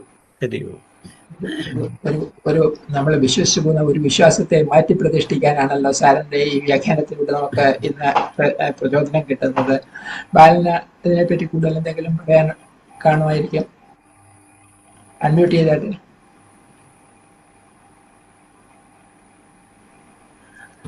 വളരെ സന്തോഷം കേട്ടതിൽ. ഭാഷണത്തിന്റെ ഗാംഭീര്യം അത്ര വലുതായിരുന്നു. ഞാൻ ഈ ശുചീന്ദ്ര ക്ഷേത്രത്തിൽ ഒരിക്കൽ പോകാനിടയായി. അപ്പൊ അവിടെ ഒരു പ്രത്യേകത ഉണ്ട്, ഇത് ശ്ലോകമായിട്ട് ബന്ധപ്പെട്ടില്ല. അവിടെ ഈ ശ്രീകോവിലിന്റെ മുമ്പില് തൂണുകളുണ്ട്. ആ തൂണുകൾ ഓരോന്നിനും ഓരോ ശബ്ദമാണ്. സപ്തസ്വരങ്ങൾ ഓരോ തൂണുകളിൽ ഓരോ ശബ്ദം ഉണ്ടാക്കുന്നതാണ്. അങ്ങനൊരു പ്രത്യേകത ഞാൻ ഇവിടെ കണ്ടു. ശുചീന്ദ്ര ക്ഷേത്രത്തിൽ പോകാൻ അവസരം ഉണ്ടായി. അതുപോലെ സാറ് പറഞ്ഞ ആ ചാതകം, വേഴാമ്പല ഒരു സുഭാഷിതമുണ്ട്, ഞാൻ ഓർക്കുന്നില്ല ഇപ്പോഴേ. വേഴാമ്പൽ ഒരിക്കലും വെള്ളം യാചിച്ച് ഒരിടത്തും പോകില്ല. അത്ര അഭിമാനിയാണ്, സ്വാഭിമാനിയാണ്. അതായത് മഴ വന്നാൽ മാത്രമേ വെള്ളം കുടിക്കുകയുള്ളൂ. അത്തരം ഒരു ആത്മാഭിമാനമുള്ള ഒരു പക്ഷിയാണ് വേഴാമ്പൽ. അതാണ് അതിന്റെ പ്രത്യേകത. അങ്ങനൊരു പ്രത്യേകതയുള്ളൊരു പക്ഷിയാണ്. അതൊരു ഉപമ കൊടുത്തപ്പോൾ നമ്മളെല്ലാം ആ അനുഗ്രഹത്തിന് വേണ്ടി കാത്തു നിൽക്കുന്ന വേഴാമ്പലുകളാണ് നമ്മൾ അദ്ദേഹത്തെ ഭജിക്കുക, അതാണ് നമ്മൾ ചെയ്യേണ്ടത് എന്ന് മാത്രം അതിന് മനസ്സിലാക്കുന്നു. വളരെ വളരെ സന്തോഷം, കേട്ടതിൽ നന്നായിരിക്കുന്നു. നമസ്കാരം. സോമൻ എന്തെങ്കിലും പറയാനുണ്ടോ? സോമൻ? ഇല്ല. സാർ, ഒരു സംശയം. ഈ ഇന്നത്തെ ആ മാദ്രിയുടെ കാര്യം പറഞ്ഞ കൂട്ടത്തിൽ മാദ്രി രണ്ടാമത് ഒരു വരം കൂടെ കുന്തിയുടെ കൂടെ ആവശ്യപ്പെടുന്നുണ്ടോ പുത്രസമ്പാദനത്തിന് വേണ്ടി? ഇല്ല, മാദ്രി അവിടെ രണ്ടാമതൊരു വരം ആവശ്യപ്പെടുന്നില്ല. മാദ്രിക്ക് ഇവിടെ എന്താണ്, ഒരു വരം കൊടുത്തപ്പോ അത് രണ്ടായിട്ട് എടുത്തു. രണ്ടാമത് ഇനി വരം വേണ്ടെന്ന് പറയുന്നത് ദ്രൗപദിയാണ്. ദ്രൗപദി ഇനി വരം വേണ്ട എന്ന് പറയുന്നുണ്ട്.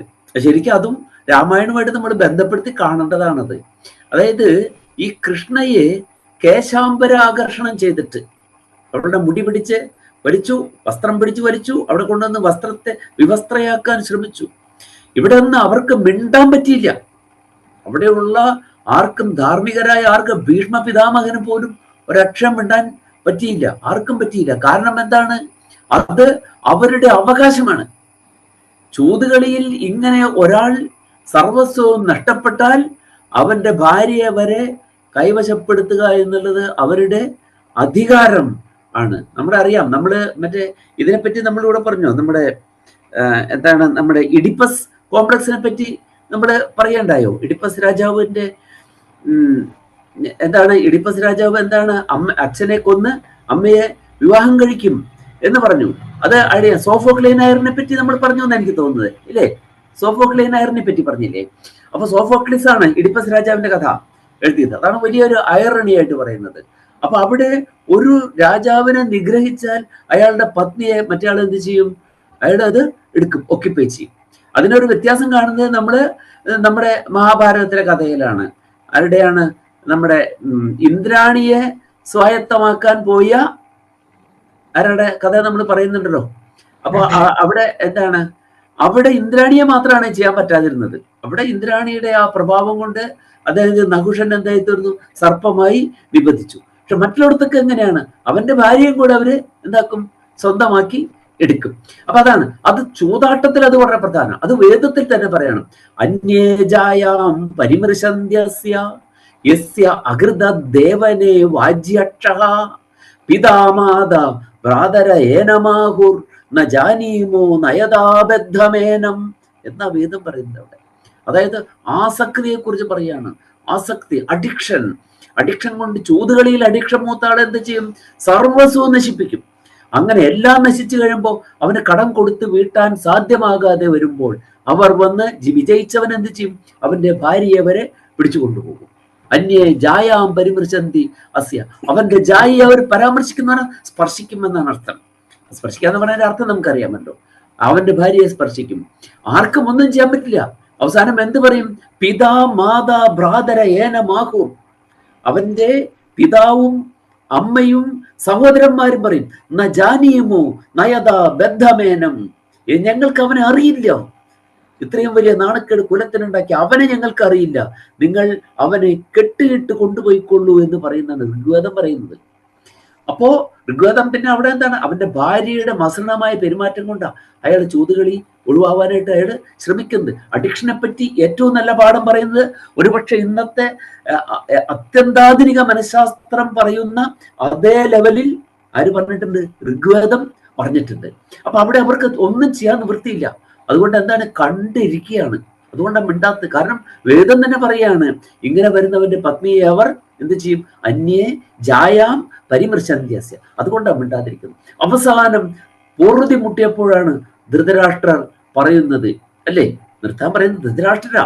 അദ്ദേഹം പറഞ്ഞു, അതിന് പകരം പരിഹാരമായിട്ട് ദ്രൗപദിയോട് പറഞ്ഞു, നിനക്ക് ഞാൻ 3 വരങ്ങൾ തരാം എന്ന് പറഞ്ഞു.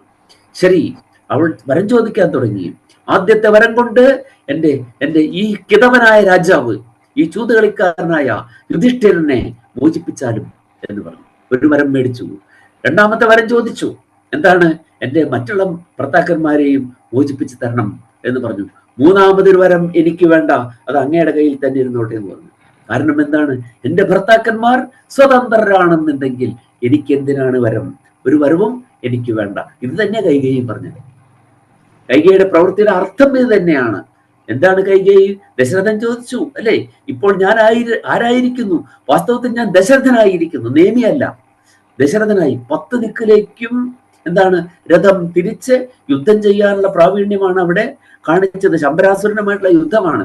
അയാളുടെ മായാപ്രയോഗം കൊണ്ടാണ് 10 ദിക്കുകളിൽ നിന്നും ആക്രമിച്ചത്. ആ 10 ദിക്കുകളിലേക്കും രഥത്തെ തിരിച്ചപ്പോ രഥം വാസ്തവത്തിൽ 10 ദിക്കിലേക്കും തിരിച്ച് യുദ്ധം ചെയ്യാനുള്ളതല്ല.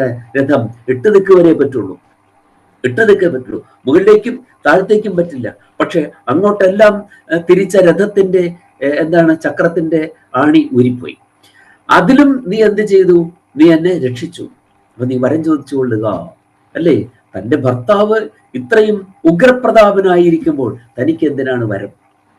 എന്റെ ഭർത്താക്കന്മാർ സ്വതന്ത്രരാണെങ്കിൽ എനിക്ക് വരം വേണ്ട എന്ന് പറഞ്ഞു. ദ്രൗപദി പറഞ്ഞു വരം, 3ാമത്തെ വരം അങ്ങയുടെ കയ്യിലിരുന്നോട്ടെ എന്ന് പറഞ്ഞു. ഇവിടെ ഒരു വരവും വേണ്ടി വന്നില്ല. ഭർത്താവ് അല്ലെങ്കിൽ തന്നെ ആരായി തീർന്നു? വിശ്വപ്രസിദ്ധനായ ദശരഥനായി മാറിയിരിക്കുന്നു. ഇനി എനിക്കൊരു വരവും വേണ്ട. അതുകൊണ്ടാണ് കൈകേയി വരം ചോദിക്കാതിരുന്നത്. അവിടെ വരം ചോദിച്ചിട്ടില്ല. കൈകേയി ഒരു വരവും ചോദിച്ചിട്ടില്ല, പിന്നെയും ചോദിച്ചിട്ടില്ല. കൈകേയി ചോദിച്ച വരം എന്താണ്? ഭരതനെ രാജാവാക്കണം. അത് വരമല്ല, അങ്ങയുടെ പ്രതിജ്ഞ പാലിക്കണം എന്നാ പറഞ്ഞത്. It is A bond. ഒരു ബോണ്ട് അവിടെയുണ്ട് അല്ലെ? കേക രാജാവിനോടാ പറഞ്ഞത്. എന്താണ് അത്? രാമനാ പറയുന്നത്. ഏറ്റവും അവസാനം രാമൻ പറയുന്നത് അല്ലെ? അരണ്യത്തിൽ രാമൻ പറയുന്നത്, കാട്ടിച്ചെന്നപ്പോ രാമൻ പറയുന്നത് പുരാഭ്രാത പിതാനസഹ മാതരം തേ സമുദ്വഹൻ മാതാമഹായ അശ്രൗഷീൻ രാജ്യശുൽക്കമനുത്തമം. അനുത്തമമായ രാജ്യം എന്ന ശുൽക്കം നമ്മുടെ അച്ഛൻ നിന്റെ അമ്മയെ വിവാഹം ചെയ്യാൻ സമയത്ത് ആരോട് പറഞ്ഞിട്ടുണ്ട്? മുത്തച്ഛനോട് പറഞ്ഞിട്ടുണ്ട്, മാതാമഹനോട് പറഞ്ഞിട്ടുണ്ട്. ഇത് രാമനാണ് പറയുന്നത്. കൈകേയി പറഞ്ഞില്ല. എന്തുകൊണ്ട് പറഞ്ഞില്ല?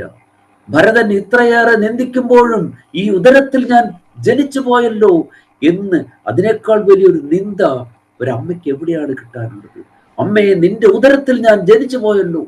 നോക്കൂ, അത്ര കഠോരമാണ്. അത് പറഞ്ഞപ്പോൾ പോലും എടാ നിന്റെ അച്ഛൻ ഇങ്ങനെ പറഞ്ഞിട്ടുണ്ട്, സുമന്ത്രരോട് ചോദിച്ചു നോക്കടാ എന്ന് പറയാമായിരുന്നില്ലേ? മിണ്ടിയില്ലല്ലോ. അവിടെയാണ് നമ്മൾ സ്ത്രീയെ കാണുന്നത്. സ്ത്രീയിലെ പൗരുഷം. സ്ത്രീയിൽ പൗരുഷവുമുണ്ട്, പുരുഷനിൽ സ്ത്രൈണവുമുണ്ട്. രണ്ടും നമുക്ക് ഇവിടെ കാണാം. സ്ത്രീയിൽ പൗരുഷമുണ്ട്, ബലമുണ്ട്. അതാണ് നമ്മൾ കൈകേയിയിൽ കാണുന്നത്. പുരുഷനേക്കാൾ ബലമുള്ള സ്ത്രീ, പൗരുഷമുള്ള പുരുഷനേക്കാൾ, ഏത് പുരുഷനേക്കാൾ പൗരുഷമുള്ള സ്ത്രീയാണ് കൈകേയി അല്ലേ? പുരുഷനാണെങ്കിലും വലിയ സ്ത്രൈണം ഉണ്ടായ ആളാണ് ദശരഥൻ. മകനെ അയച്ചപ്പോ മരിച്ചു അല്ലേ? അപ്പോ കൈകേയി എന്തുകൊണ്ടാണ് മിണ്ടാതിരുന്നത്? അതിന് ഉത്തരവാദിത്തപ്പെട്ടവർ പറയട്ടെ. സുമന്ത്രർക്ക് പറയാമായിരുന്നില്ലേ?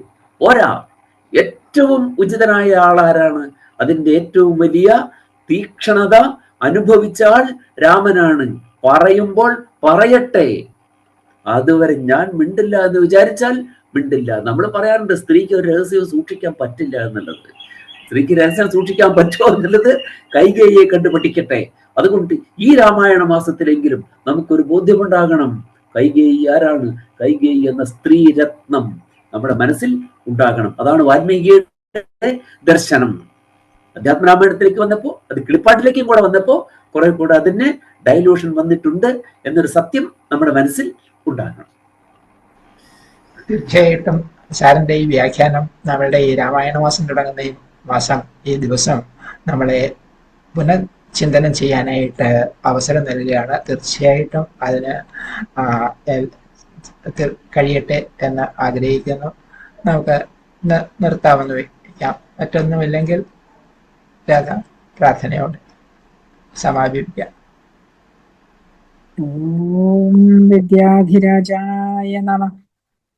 മനോബുദ്ധ്യഹങ്കാരചിത്താനി നാഹം ന ച ശ്രോത്രജിഹ്വേ ന ച ഘ്രാണനേത്രേ ന ച വ്യോമഭൂമിർന തേജോ ന വായുഃ ചിദാനന്ദരൂപ ശിവോഹം ശിവോഹം ചിദാനന്ദരൂപ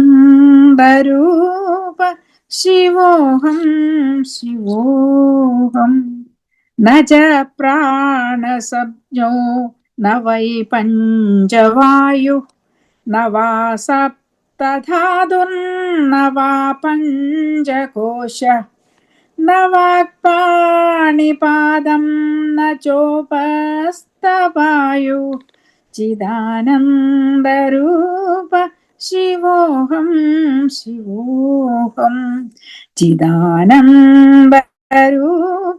शिवोऽहं शिवोऽहं न मे द्वेषरागौ न मे लोभमोहौ मदो नैव मे नैव मात्सर्यभावः न धर्मो न चार्थो न कामो न मोक्षः चिदानन्दरूप शिवोऽहं शिवोऽहं चिदानन्दरूप शिवोऽहं शिवोऽहं न पुण्यं न पापं न सौख्यं न दुःखं न मन्त्रो न तीर्थं न वेदा न यज्ञा अहं भोजनं नैव भोज्यं न भोक्ता चिदानन्दरूप शिवोऽहं शिवोऽहं चिदानन्दरूप शिवोऽहं शिवोऽहं न मृत्युर्न शङ्का न मे जातिभेदः पिता नैव मे नैव माता च जन्म न बन्धुर्न मित्रं गुरुर्नैव शिष्यः चिदानन्दरूप शिवोऽहं शिवोऽहं चिदानन्दरूप शिवोऽहं शिवोऽहम् अहं निर्विकल्पो निराकाररूपो विभुत्वाच्च सर्वत्र सर्वेन्द्रियाणां न चासङ्गतं नैव मुक्तिर्न मेयः चिदानन्दरूप शिवोऽहं शिवोऽहं चिदानन्दरूप शिवोऽहं शिवोऽहं चिदानन्दरूप शिवोऽहं शिवोऽहम् ॐ गुरुभ्यो नमः ॐ विद्याधिराजाय नमः।